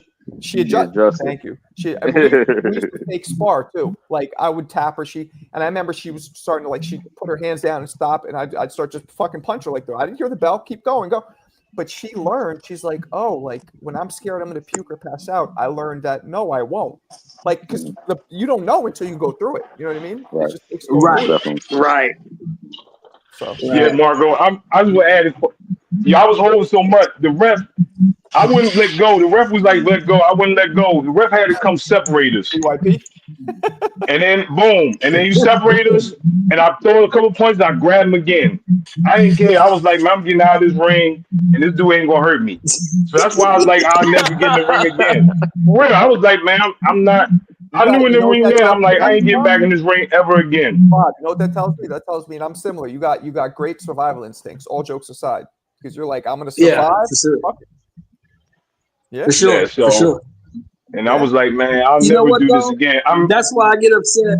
That's why I get upset when I hear people on these panels calling these fighters scared or bitches. Or no. None of these dudes are afraid of each other. I truly believe that. I don't think anybody, especially at the top level, none of these guys are afraid of the other guy. I agree with now, they might make business decisions. They're also, but they're not afraid. They are scared of maybe losing or being embarrassed. That's possible. Yes. Ego. Yes. But not like literally I'm shaking in my boots because dude's gonna punch me. But think about it. What did the greatest of all time say about being scared? You remember? I don't. No, I didn't say shit about it. He said, somebody asked him, said, are you ever afraid when you get into the ring? He said, I'm always scared. If you ain't scared, you're a fool. Yeah, that's right. I always tell people too, if you ain't scared, you're a fool. But you know, you're scared because you don't want to lose. You don't want to get embarrassed. You don't want to get knocked out. Some people grow up with their parents or people around them, making feelings, making emotions, especially fear emotions, feel like there's something wrong with you. So people will over time, like legitimately make themselves think that they're not scared. And that's not good either. I think you need a healthy balance of all of them. No. Because I know mad scared keep you sharp. They don't get I learned that in the military. Right. Now, I learned that in the Army, Marco. Scared keep you sharp. At the same gym, there was this guy, and I got to find his name. He fought professional. He ended up getting knocked out on ESPN. But they had me in there. He wasn't going hard, but like I was trying to jab, and he was hitting my hand down and hitting me. So I was in the ring like, what do I do? I guess it's like, for real, I was like, what do I do? Because if I punch, he keep hitting me. Yeah. If I don't punch, he keep hitting me. So I'm like, what do I do? So fight back. It was hard, man. I'm telling you, I was throwing my jab. He kept hitting my hand. So Bob, this is part of being a fighter, right? That's an established pattern. So what you do in that? Now you say, oh, okay, let me feint. Then he's gonna try and hit my hand, and I hit him over the top. Simple adjustment. There you go. Well, I ain't no boxer, so that's why I was lost in there. Like, man, I ain't got no That's the answer. kind of shit though. Like I knew what to tell you because I did it so long. Once you do it enough time, that's the stuff that you'll memorize too. It's like chess moves. You know what I mean? Yeah. But It's I like can see breathing why has become part boxers. of what you do. That's why I can see why boxers don't throw their hands out. Because if somebody keep hitting you, you put your hands out there, you be like, man, should I even do this? I can I see why remember some of them getting put there with their. somebody, Bob, who I would throw my punches and he would just be able to do this and make me miss by an inch on some Shakur shit, right? That's all he did. And I was and I was fast and he would just make me miss by an inch. And I couldn't throw hooks because same thing. So what did I do? I threw a punch that's going to go an extra couple inches and get him. And that's straight punches. My hooks were missing, but I just threw the straight punches and extended and it fucking clipped them. So you make adjustments based on people's defense. Even things like that you've never seen before. Like I was usually faster than most people, but he was able to fucking move out the way before me. He had better reflexes, at least a little bit. The kid McHale the other day, he was telling me I was scared. I'm like, I'm not scared. I just know better. Like I know I ain't good at fighting. That's why I'm like, that's not I'm scared. But I'm like, yo, if I fight somebody good, I ain't gonna beat him. So what's the point? I ain't getting in the ring with some dude who's gonna beat me up. I ain't scared, but I know better. That's all I'm saying. You're not a boxer. If you're not trying to box, you're right. If you're not trying to box or become a boxer, why would you get in the ring with a boxer? It makes no sense. That's what I love about Bob. He's had people call him out. He goes, I'm a math teacher. Who the fuck cares if you could beat me up? Anyway, move on. Yeah. And they just shut up. It's the truth. It is. Bob is a beast, though. Huh? Bob is a beast, though. He's a beast. Literally after midnight, yeah. Beast. Yeah. Oh, shit. Shut up, man. Yeah, it's it's So, Shelton, did you ever fight? You don't think that? Yeah, I did. I fought for 7 years. You had amateur fights or just in the army? Yeah, a couple amateur fights. Okay. I had like 4. I won 3, and in the 4th one, I went to El Monte. This is in 1976. Damn. We went to a gym in El Monte, and we had a. It was like a 4-round smoker. No, we just gym against that gym, and I got in the ring with this guy named Rudy Martinez. I will never forget him. 3-minute round, and I thought I was pretty good. 76. I'm 10 years old. I think I'm pretty good. You know, I'm winning. I won 3 fights. I got in the ring with that dude, and that dude beat me from one side of that ring to the other side of that ring. 3 minutes. 3-minute rounds. I might have landed 4 punches. I got out of the ring. I packed up my little stuff. I went back to the Main Street gym. I cleaned out my locker, and I ran to the football field. And I never looked back. This might be the first dude older than you, Marco. Shut up, you. Yeah, now Shelton's 60, you said, right? Yeah, I'm 60. 60, yeah. I mean, you fucking do not look 60, first off. And you sound Well, I feel 60, brother. Thank you for that, but I feel 60. Well, you know what they say. It matters how But I worked construction for like 27 years, so my body's kind of beat up. That'll do it. That'll do it right there. Yeah, man. That's why I get to talk to you all the time, because I just retired. I retired October 4th of 21, so now I get to do the stuff I like to do. Like I just yesterday, I just bought the tickets for Crawford Canelo. Woo. 2 tickets cost me like how much are we talking? $988. 2 tickets were $988. Like 500. And I had to spend another $500 because I bought a ticket to the Raider game Monday night. That was like $4 change plus the $100. You got to get a hotel, right? So you're doing it big. My wife gambles, so she gets the hotel for free. She gambles. Damn. Okay, but what? You got to get the flight, right? Or do you live there? A flight's only $79 from LA to fucking Vegas.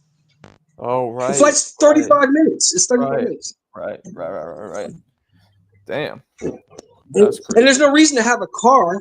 I mean, you can rent a car if you want, but why? Because the strip's going to be so crowded, you're not going to be able to drive. I don't know how crowded it's going to be. Oh, it's September. The Raiders play the Chargers on Monday Night Football. I was just thinking about the fight 13th Saturday. Yeah. What's that? Mexican Independence Day weekend. Canelo. I've been to 3 Canelo fights in Vegas. There's gonna be a lot of people there. A lot of people there. And then don't forget about the Midwest. The Midwest is gonna come in force. Midwest Mafia. Okay. People say, you listen to these podcasts, and people say, they tell you Crawford don't have no fans. That's not true, bro.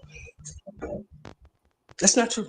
He has fans. He's just not, And his Ryan fans Garcia, travel. Jake When I Paul, went to the Spence Crawford fight, that's when I learned that his fans travel. They travel. We got another guy. He's about to be 60 next month. Jumanji. Good for you. Yeah, so that weekend, Marco, is probably gonna cost me like $2,200, $2,300. But it's worth it. Something I want to do, so it's worth it. Yeah, it's dope.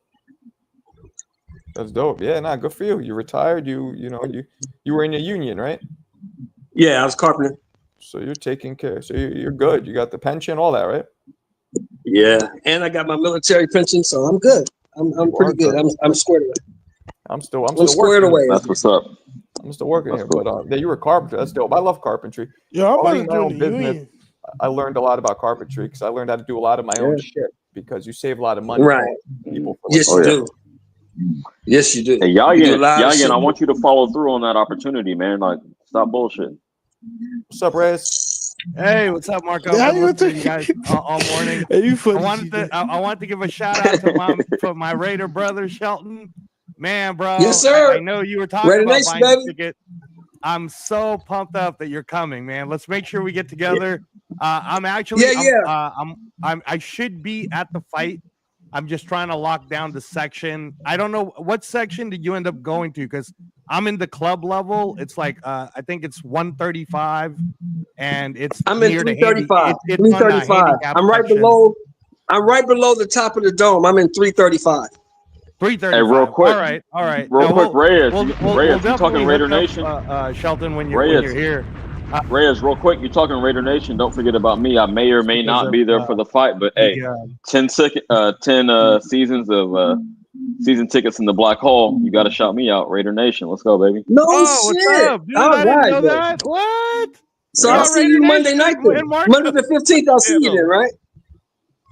I'm trying to make it, man. I'm trying to logistically. I got other shit going on in life, but hey, it's a possibility. Okay. Hey, so now, hey, look, I'm gonna put my number in the chat for you and my man down there.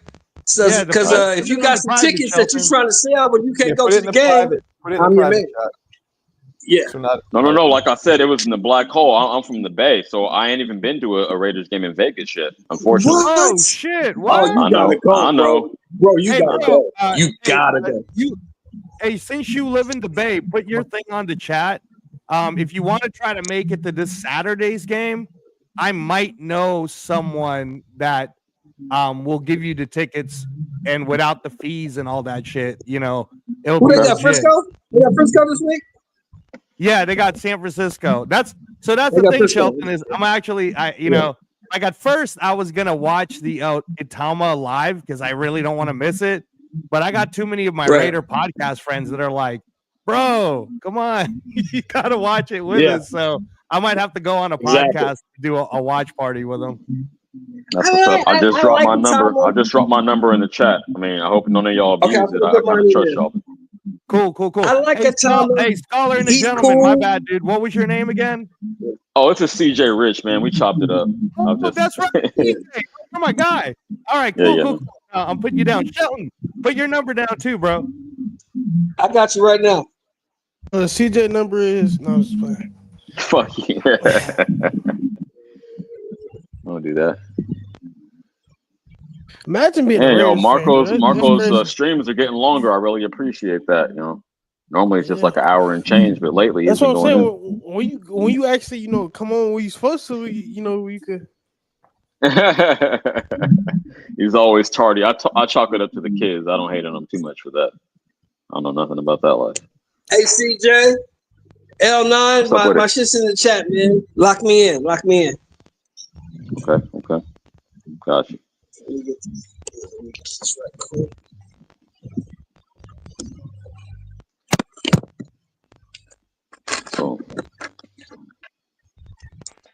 CJ told me worry about giving his number out. I get like 15 spam calls a day. Am I the only one? All these people No, trying to it's give not me. just you, homie. No, I'll say like So 3 or 4, but nah. now I really get. I mean, all these people trying to give me money. Long. I'm like, yo, this is crazy.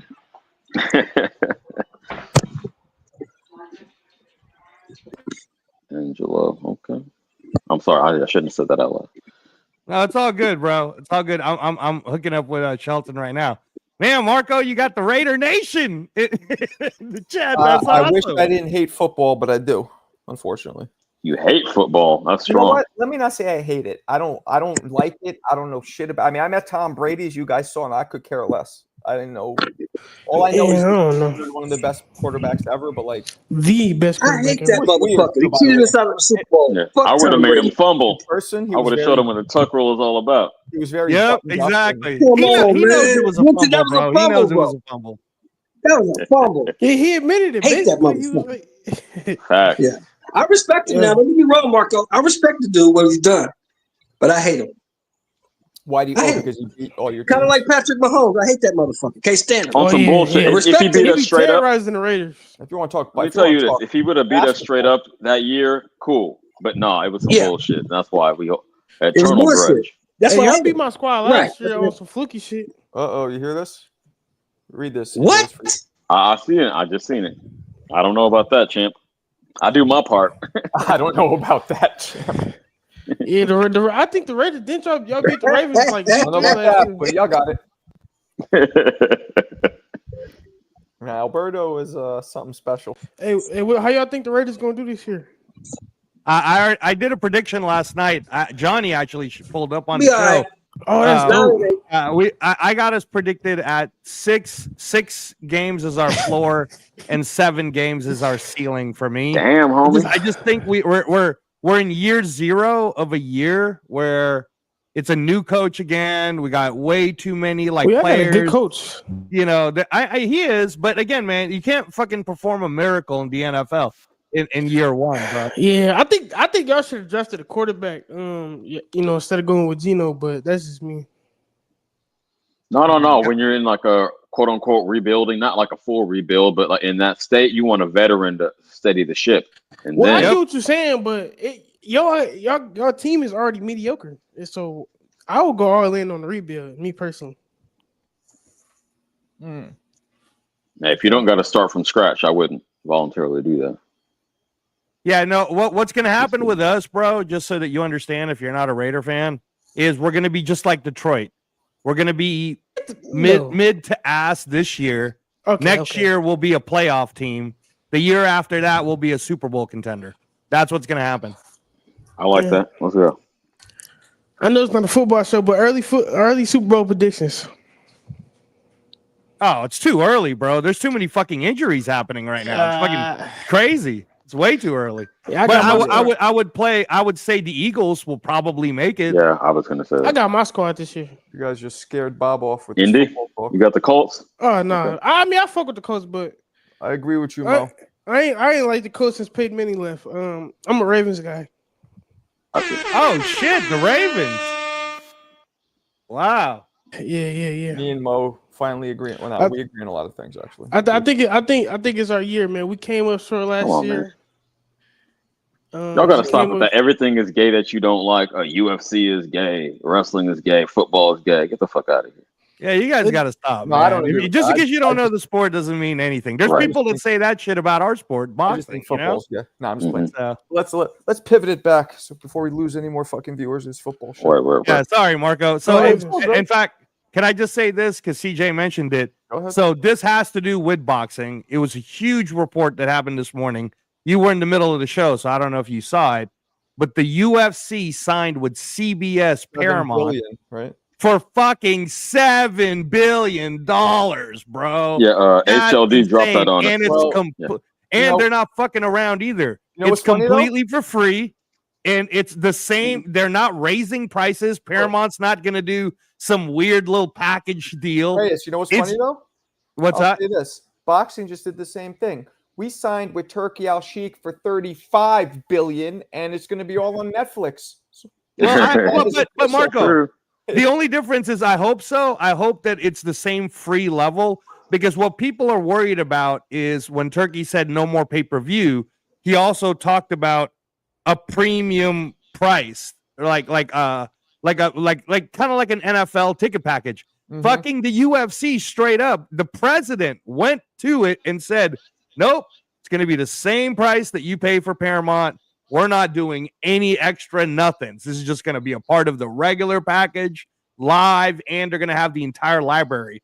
Bro, for an American, this is what I'm saying about the difference between boxing in the U.S. and the UFC is where the UFC beat them is they forced fed it to the regular public. It's like whether you like it or not, you're going to see it. With boxing, we're all like treasure hunters, bro. We're fucking pirating shit, right? I'm not me, but I'm just saying.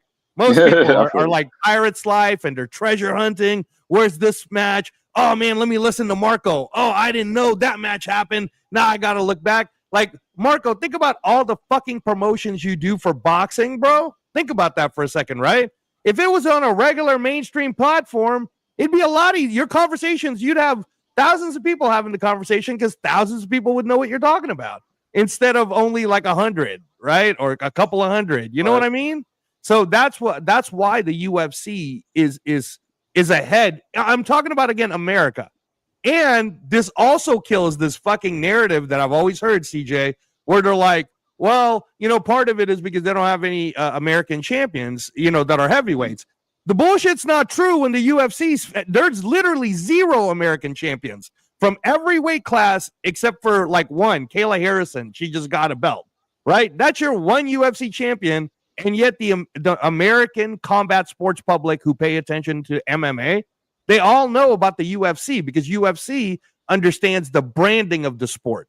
That's what we need, Marco. We need Turkey to be like, boxing is equal to NFL. So that everybody just knows, oh, I'm going to pay attention to boxing. Right. And now I'm going to rock with this person, that person. So Reyes, you must have missed our conversation about a week ago about the league. You feel me? The boxing league, hypothetically. We were like going through all the X's and O's, like how they would have to set it up. Marco was in favor of a draft. I think you would have to have still not just Turkey, but the different promotions that already exist.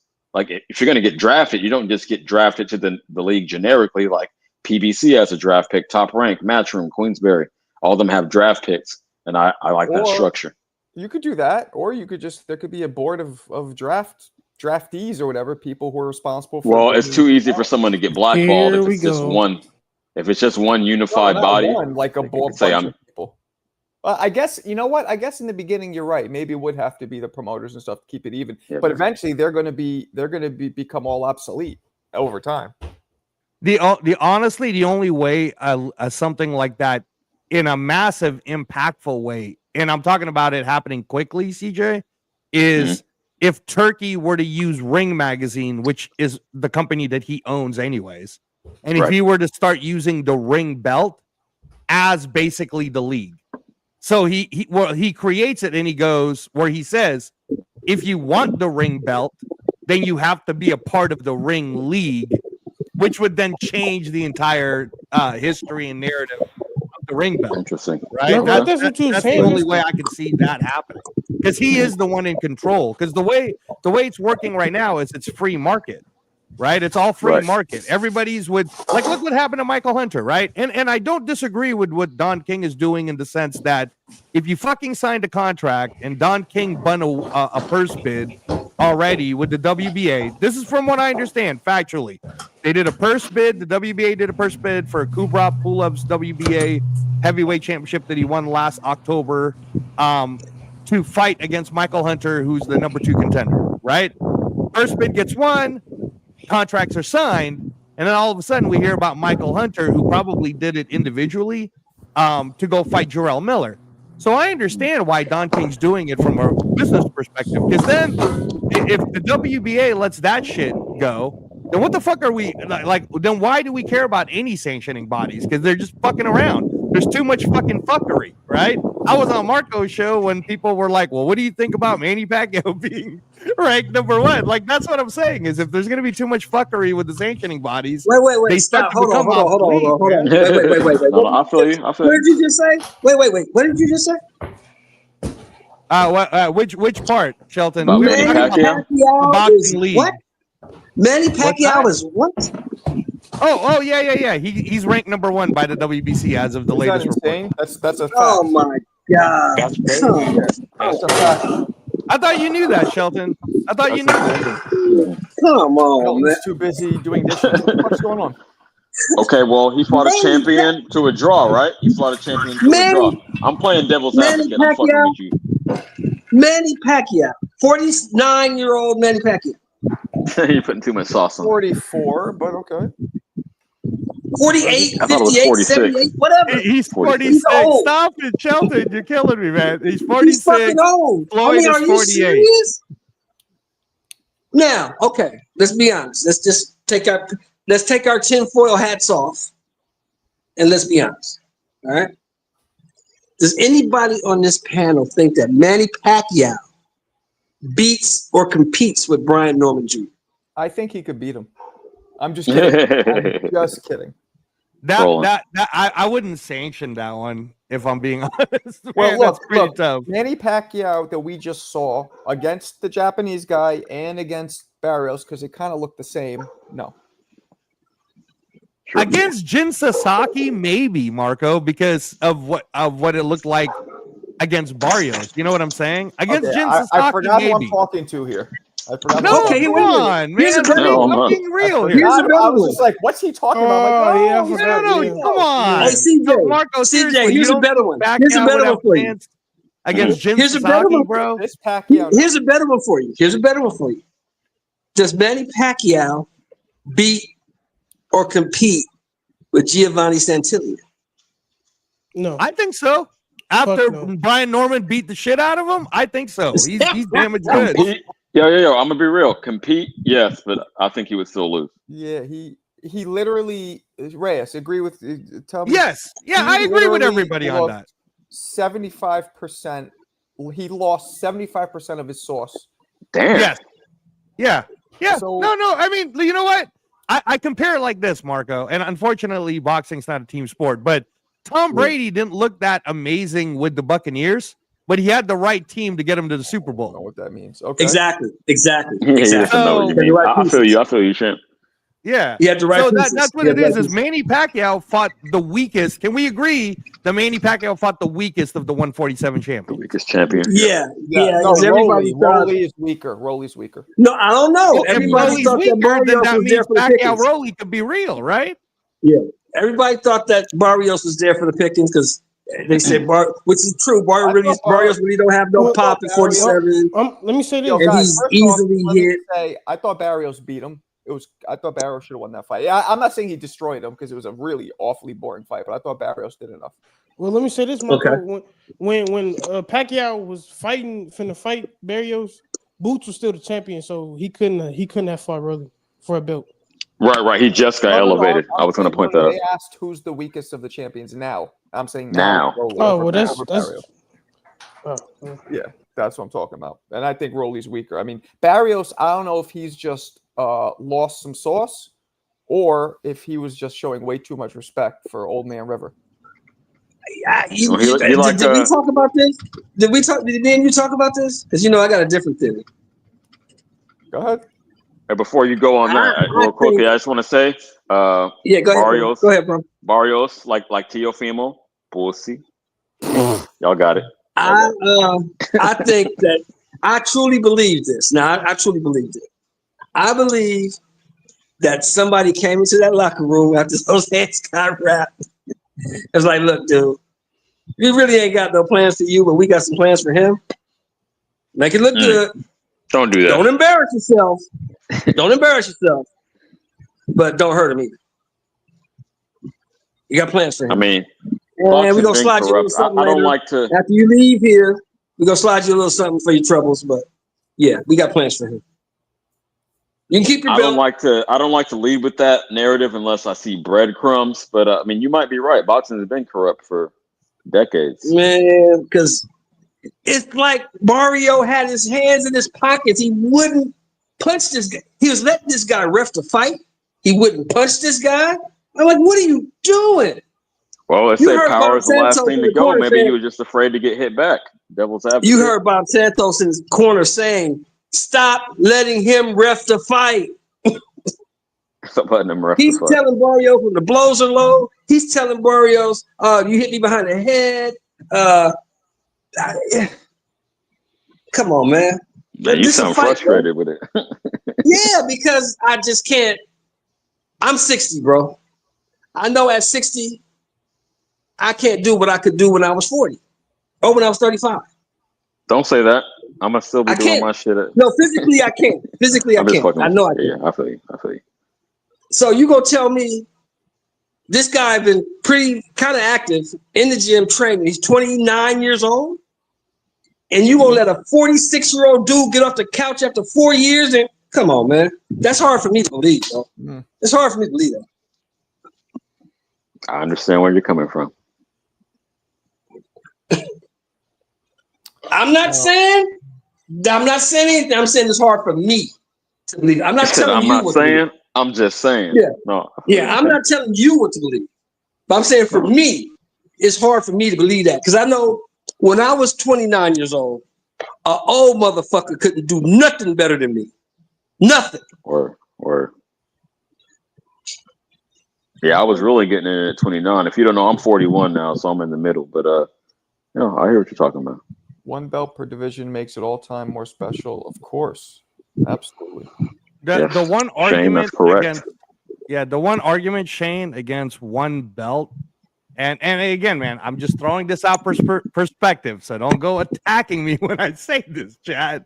But No, we don't really do it. We don't really do that in here. You got it. Yeah. But the one argument is that when it was the one belt era back in the day, it lacked certain opportunities for people like I still talk about Ezra Charles, and you'll know this, Marco. Like Ezra Charles, I think for me should be way up there, in your top 10. He is, in my opinion. Why? Right? Like top Bro, 20-ish. Like if you look at his because record, he was avoided, Marco. I understand certain people that he beat. And certain people that he beat, it might not have been a championship fight, but he beat them. So what's the point about? No. My point is that's because that's in a one belt system, right? I know where he's going. I'm making a point about the. I don't know where belts. he's going. Yeah, I understand you don't get football, so I'll try to make this as general as possible. In college football, we just now started a playoff system, but we used to have this bullshit, kind of, where it was a bowl system, right? Marco got to go to the Cotton Bowl. CJ got to go to the Rose Bowl. Shelton got to go to the Orange Bowl. These were all the WBA, the WBO, the IBF, and the WBC, right? And then basically they left it up to the Associated Press to decide who the national champion is. Hence, Ring Magazine. And that's how college football had been done for fucking ever, Marco. Up until 2 years ago when they were like, well, even if you go to these bowl games, you still have to have a tournament to fight each other. So the Rose Bowl guy has got to fight the Cotton Bowl guy. And I just feel out of one movie, it brought me to another movie. I still don't get it. No. Okay, let me try to put a bow on it. I know where you're going. Reyes, I think what our friend is saying I'm gonna let you land, but yeah. It's easier. Same thing I said about the league. Corruption or blackballing is easier when you only have one unified body. More than one champion because of Ezra Charles. Let me say that. Also, Reyes, I appreciate you. How do you I make? appreciate you not putting me in the Cotton Bowl because that would be racist. Y'all got it. Go ahead, Mo. I think what he's trying to say is that if there's only one belt, it's hard to make other stars. So it's hard to have like mega fights when there's no, it's hard to have a Duran, or it's hard to make names. It's hard to have a Spence versus Crawford. It's hard to have a Pacquiao versus Floyd. What you end up doing though, Marco, you understand, what you end up having is more of like a King of the Hill type of system where you look like someone like Marvin Hagler, right? We know him. We revere him because of the fights he had with the guys who came up the ladder to fight him, the smaller guys, right? But if you look at his career, you go through on his box rec, you just like you do with Duran, you'd be like, who the fuck are any of these guys? But back then, because he's king of the hill, they treat him like a god. See, so now we because disagree. From Ed, from hold on, his Marco. position- I just want to land it. Hold on a I second. just Let me want put to a bow land on it. it. Just let Go me ahead, land it you real landed, quick. and I'll put a bow on it. You landed, I'll put a bow on Okay, it. Go ahead. I'm going to land it for you, Marco, so you understand. Okay. It's the same problem the UFC currently has right now. They have one champion and no stars because it's a king of the hill system. So the last time you'd probably remember a star for the UFC is maybe John Jones or maybe Ronda Rousey. McGregor. I don't watch Or that. Conor strategy. McGregor. I don't watch it at all.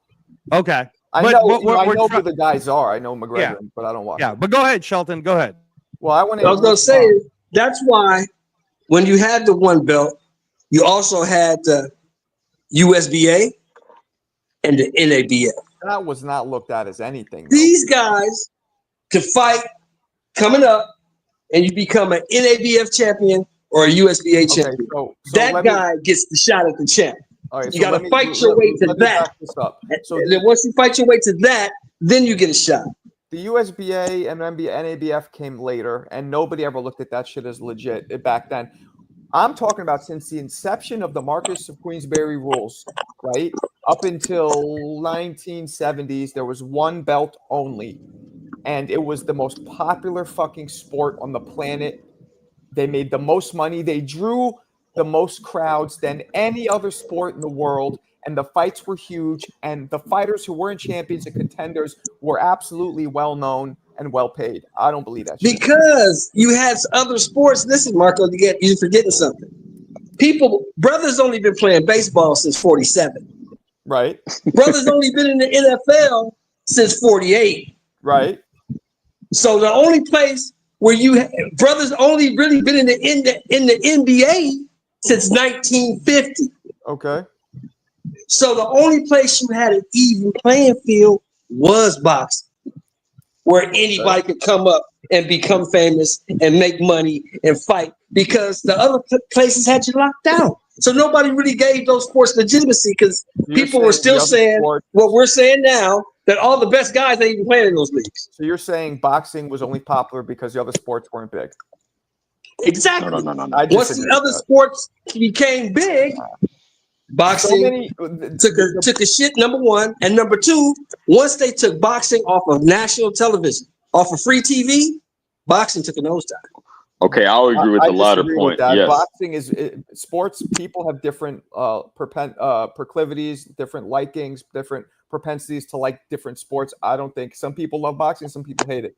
No, it was still huge in the 90s when MLB and NBA, NFL were in their stride. So it was still big then. It's just it was huge in the 80s. Yeah, I mean, no, but it was the It was big until they took away USA Tuesday night fights, Thursday night fights. When they took all that shit away, I agree with and that. they took boxing off of NBC. When they took it off of Wide World of Sports, when they took it off of CBS Sports, that's when boxing took a shit. I think boxing took a shit when they made it the alphabet soup and they broke up all the belts and all the shit that you guys are actually, some of you guys now are thinking or glorifying. I think that's what a big dump.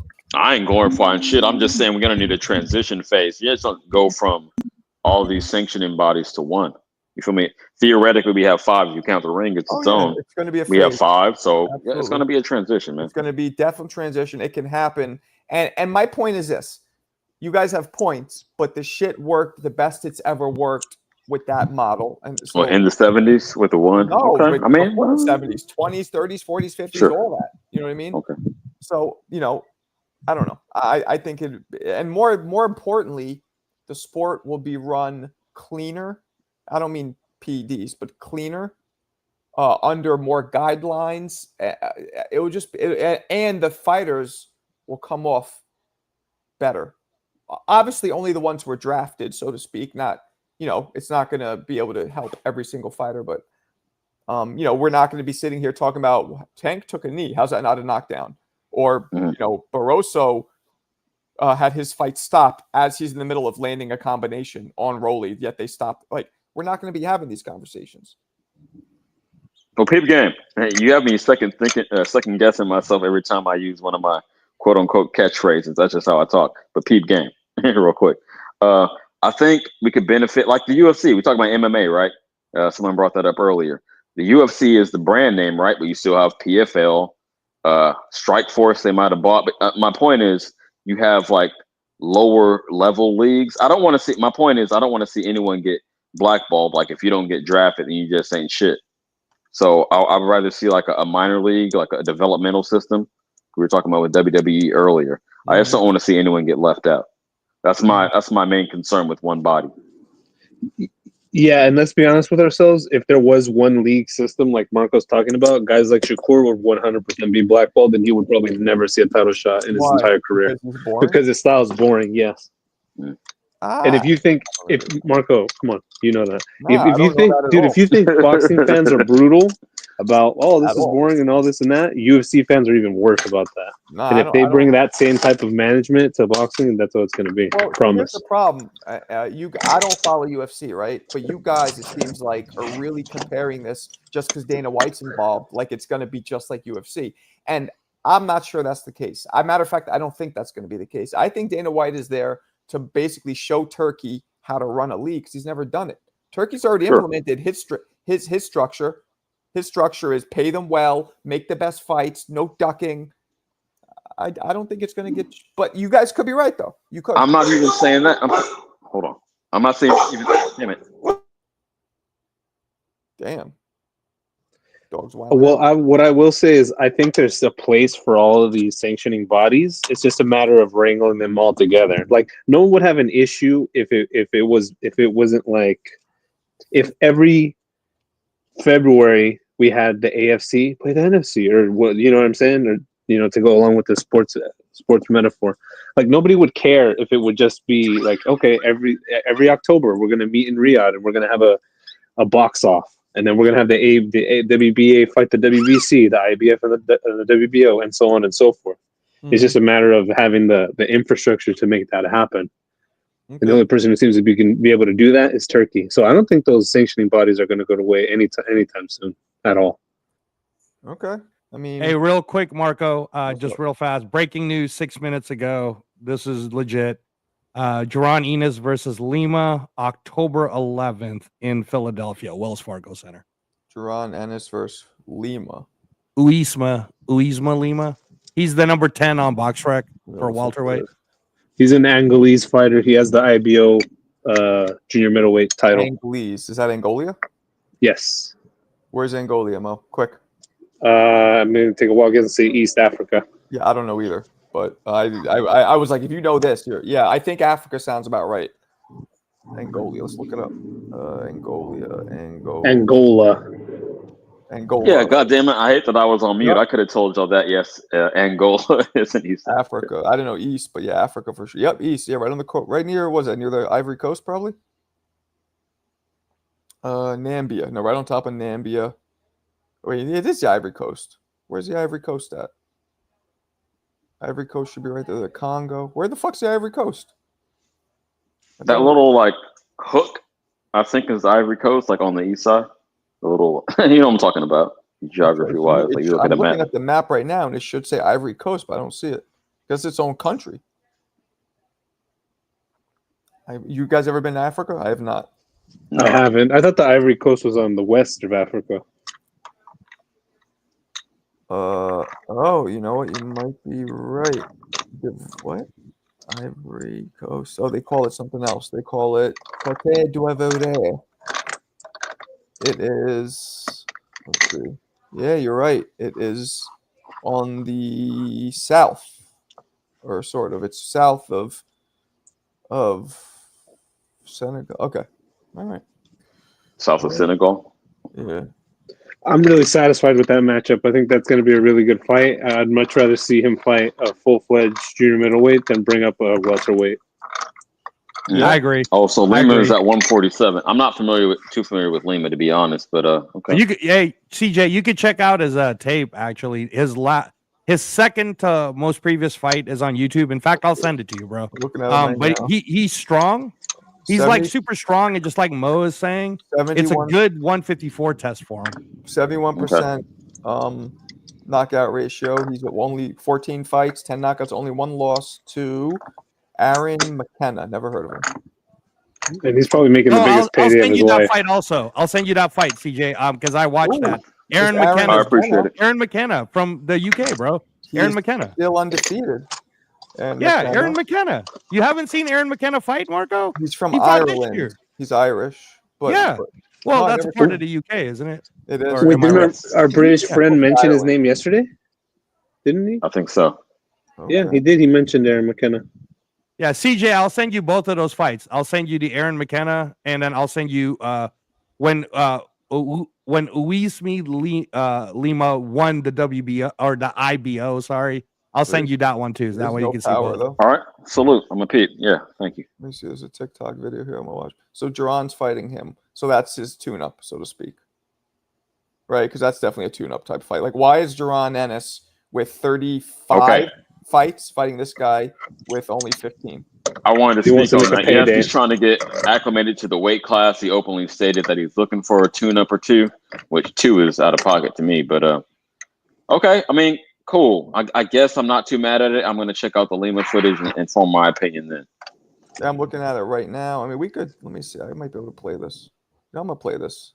I've seen a black swan before. I never seen a black duck. You got to step it up. Wow, I'm gonna play this. This is footage of him. I don't think I'll get copyright, but if I do, I can just erase it. Here we go. This is all right. He is the dude, I believe, in the white.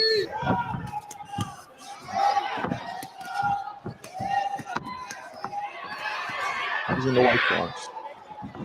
Yeah, obviously it says it right there. Oh no, it says Portugal. I just say Portugal. Portugal. He trains in Portugal, Marco. Okay. Yeah, I don't think I get flagged. This looks like somebody's recording with their cell phone. Yeah. He's a southpaw. So he stays in the pocket. Doesn't have the most power. They really got to put the round 2 that big to block everything.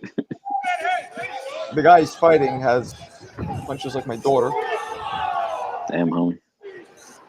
I'm not trying to disrespect him. You guys know I respect fighters. I'm just trying to be funny. Ooh, nice straight left. Got him. Yep. He stays in the pocket with very little head movement. This is going to be easy picking. Gorgeous board for Boots. Yeah. Look at him. He just stands He's there. gonna make Boots look normal and human. Watch. I don't know. Look at this. When he starts Again, eating those punches, Yo, when he starts eating those punches, cleaner than a bar of zest, and the guy's not going anywhere. Ooh, good counter. That guy kind of looks like Fully James clean. Garcia, doesn't he, a little bit in this angle? Am I just being racist? Well, you got it. I didn't stop the volume; it just stopped on its own. By the way. Yeah, because you don't want to get popped, Marco. No, I didn't stop it. Being a little physical. There's nothing going on. It's not commentators or anything. It's just. Well, hey, Marco, if you want to see the CJ, I sent you 3 tapes on the kid, but the Aaron McKenna fight is in full clear Sky Sports. I mean, look at this guy literally. Look at his defense. It's either earmuffs or nothing. I think we've seen Yeah, he enough. is not elusive. Boots is going to chomp this guy up like Pac-Man. I agree. I He's think too that athletic. Yeah, I think Lima's strong. Just my opinion, initial opinions, Marco. Lima's strong, kind of like Staniona's strong, but stronger in the sense that this kid is 154 and not 147 like Staniona's was. Right. I mean, he has 71% knockout is not bad. This actually qualifies as a knockout puncher under my criteria. And also, just because you weren't familiar with Aaron McKenna, bro, Aaron McKenna doesn't suck. So I understand why Lima might have lost him in that fight, which is in full clear HD. Sky Sports has it. Again, I sent it to you, CJ, so you can watch it. But that might have been early for Lima, in my opinion. I think that if they would have waited a little longer, Lima might have beaten him. But at that phase, Lima's boxing acumen wasn't in the as high a regard as how they were building Aaron McKenna already. So yeah, man. I mean, I agree with everybody. Boots should beat this guy, but also we don't know what we don't know. Like, it's easy for us to say, oh, Boots shouldn't have a problem moving up to 154, but we don't know. You know, that's been said before by other people, and they lost. Bud would look like a mere mortal at 54, and he kind of did. That's true. You know what I'm saying? I still thought he lost that fight, but I didn't watch. Yeah, I agree with you, Marco. I thought Madrimov beat him. Crazy. Hell no. Crazy talk. I'm fucking tripping. Race is somebody's asking a lot of wind right now. That's Mo. Race, Oh yeah, you it's agree super with me? windy here. I'm near the water, so I'm sorry. Nah, don't worry about it. Yeah, I was on mute, Marco. You agree with me, right? The Bud Oh yeah, Madrimov? I totally agree with you on the Madrimov fight, bro. Did you watch it more than once? Yes, I didn't. So the first time I watched it, okay, and I'll say to the panel right now. First time I watched it, and it's not that I don't like Crawford. I'm a big Crawford guy. But for this particular fight, because I was familiar with Madrimov, I was familiar with his amateur career, I was familiar with what he'd been doing outside of the US. There was a bet where he was like a fucking plus in Vegas. It was like plus 700. And I was like, oh, fuck that. I got to put something in here. So I put some good money in thinking there's going to be a chance. And when it got to the end, I was like, yes, I'm about to win big. And when they said the decision, I was so pissed, Marco. So then a few days later, after the emotions were done, I went ahead and rewatched it, no sound, rewatched it a few more times. And I understand what the chat's or the panel's gonna say to me, but if we're just gonna go round per round and in activity of if we're scoring it, like for real, I'm telling you, man, Madrimov beat him 7-5. Like that's the way I scored it. 7-5 for Madrimov. You're not totally out of pocket, but I just disagree. I mean, and that's reasonable. But no, I didn't see that champ. I wish we could do this on past fights, but put a rack on it. Yeah, I totally I'm just disagree fucking with with you, you, bro. I don't know what fight you were watching. I scored that 10-2. That was so clear, like a clear victory for both. Oof, I saw I didn't have it I that saw it far. live. See, that's I saw it out of live pocket, though, ringside, Mo. and I saw it, and then I saw it the next day sober on TV, and I was like, I don't know what everybody's saying. This is like a masterclass. We're literally watching greatness unfold before us. And I think in 40 years, people are gonna look at that fight the way they look back at Sugar Ray Leonard beating Wilfredo Benitez or James Toney beating Mike McCallum, and they're gonna be like, wow. Look at how scientific and brilliant this fighter is. Well, you know how Marco is going to view it. He'll say Benitez / Madrimov wasn't shit, right? Yeah, he would say that. Oh, there he talks. No, man, I had it A4, but man, easy. It was competitive though. I should watch it again because because I think you sipping on some haterade. I was kind of hoping Bud would lose because not. What the fuck? See, both of y'all had a vested interest. You were That's hoping he would lose. He had money on it. Let me finish. You put a Not rack coming on it. into the fight, I didn't want him to lose, but as I started, you guys know this. I love upsets. Unless it's my favorite fighter, I love upsets. So about 3-4 rounds in, I'm like, whoa. I was kind of like, oh, upset would be cool. That's when I started going for an upset, but not coming into the So fight. let me ask this, and I'm not even trying to be funny. So when Roy fought Tucker, was he the underdog? Was Roy the underdog? Fuck the no. rematch? Yeah. No, Roy was always favored, unless maybe in the third fight he wasn't. So you was happy Tucker won? Shut up! I said unless he's my favorite fighter. Did you hear me just say that? So why would you even ask that question unless you're trolling? I literally just said unless it's my favorite fighter, I like. Okay. You put the qualifier out there. I respect. So he's straight. Oh yeah, we mutes up. You punk. Marco, He's I will meditating. Yayin is in the Himalayas meditating. When we meet in person, but and then we'll be cool. Just a quick whooping. Go ahead. Yeah, I was gonna say. As long as they get to use my gun. Okay, never mind. I'm not gonna give him a whooping. No whoopings then. Go ahead, Mom. Yeah, in that countryside, they all got them 6-shooters on their hip, Marco. You gotta be careful. Yeah, He got a revolver. Now he's gonna have John Wayne shit. homemade chiseled bow and arrow that he made at home. Like, no, but I was gonna say because Reyes brought up about Madrimov's career and everything. Look, this is how good Crawford is. He took a guy who was like a bull in the china shop, who would just like a puncher, a knockout artist.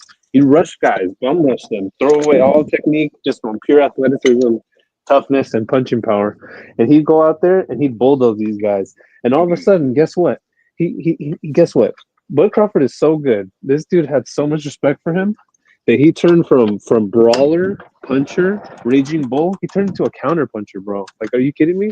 If he'd have gone in there like he normally fights his other 12 or whatever fights in his career, he would have gotten brutally knocked out.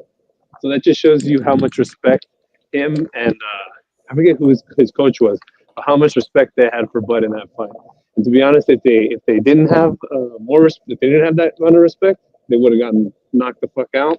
And right now, Bud would probably be the favorite in that Canelo fight. So respectfully, Mo, Madrimov, if you watch a lot of his amateur fights, he has a very unique style, like a very confusing style. And in fact, again, if we're just talking recency bias on this, you saw Madrimov versus Virgil Ortiz, and that's with Madrimov having like bronchitis, bro. And that fight didn't look like a wash. So if we're gonna put Virgil Ortiz up there, and we're gonna act like Virgil Ortiz is the knockout guy that he is, well, he didn't really hurt Madrimov. So what does that tell you? And that's at 154. So Madrimov is actually one of the hold on, let me finish. Madrimov is actually one of the toughest people at 154, and to the respect to Crawford, we know how great he is. That's why we put him at pound for pound. This isn't anything new. It wasn't like the reason why the bet was so high, and why, if we're just talking betting, right? Betting wise, it's too hard to pass up. It's kind of like when Ryan Garcia was a plus 1100, bro, against Haney. That's just too much money to not put some money in, just because it's too much. Like was a plus. Oh, that means he was favored to lose, right? Yeah, plus means you're failed to lose, right? So I always pay attention to plus, because I understand if it's like plus 100, plus 200. Okay, sure.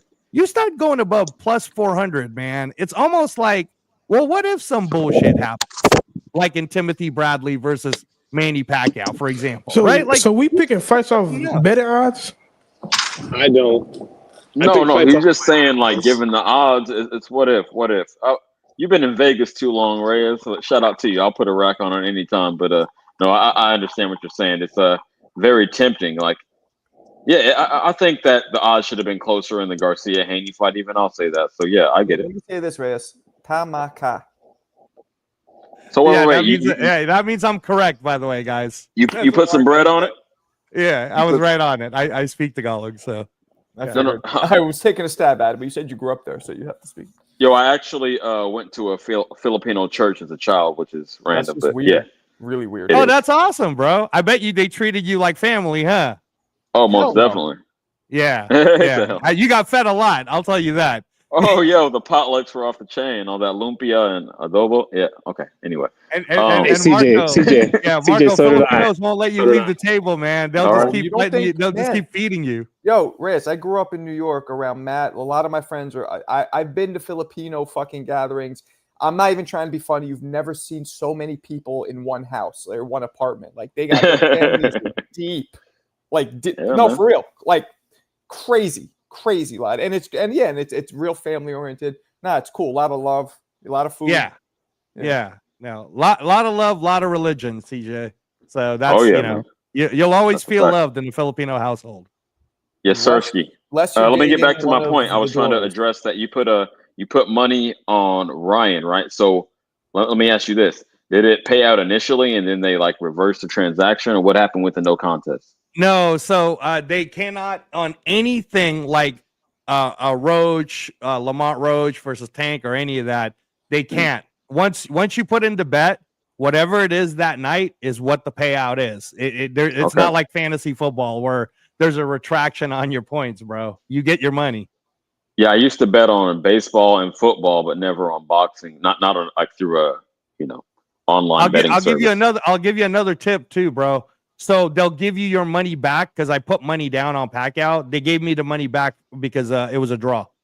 So as long as you bet it it's called you have to bet where it says on parentheses no bet for draw. You know what's fucked up about boxing? Like, so if you would have bet on the Haney fight, you don't get your money back when it was turned to a no contest. Right. If you bet on Haney, that's fucked up. Yeah.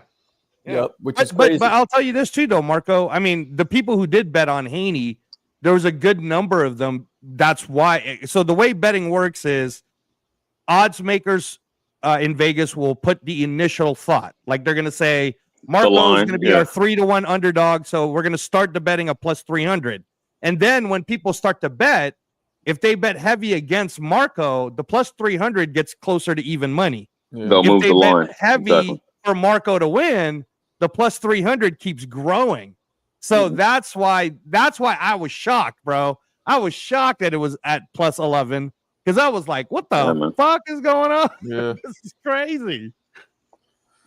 All right, guys. I think I'm going to wrap it up. This is a long one, but I will be back later tonight. Appreciate you guys as usual. Talk Cool. soon. All right, man. Thanks, Peace. brother. Good All right. conversation. Thanks, Yeah, guys. definitely. Later, guys. Get with me, CJ.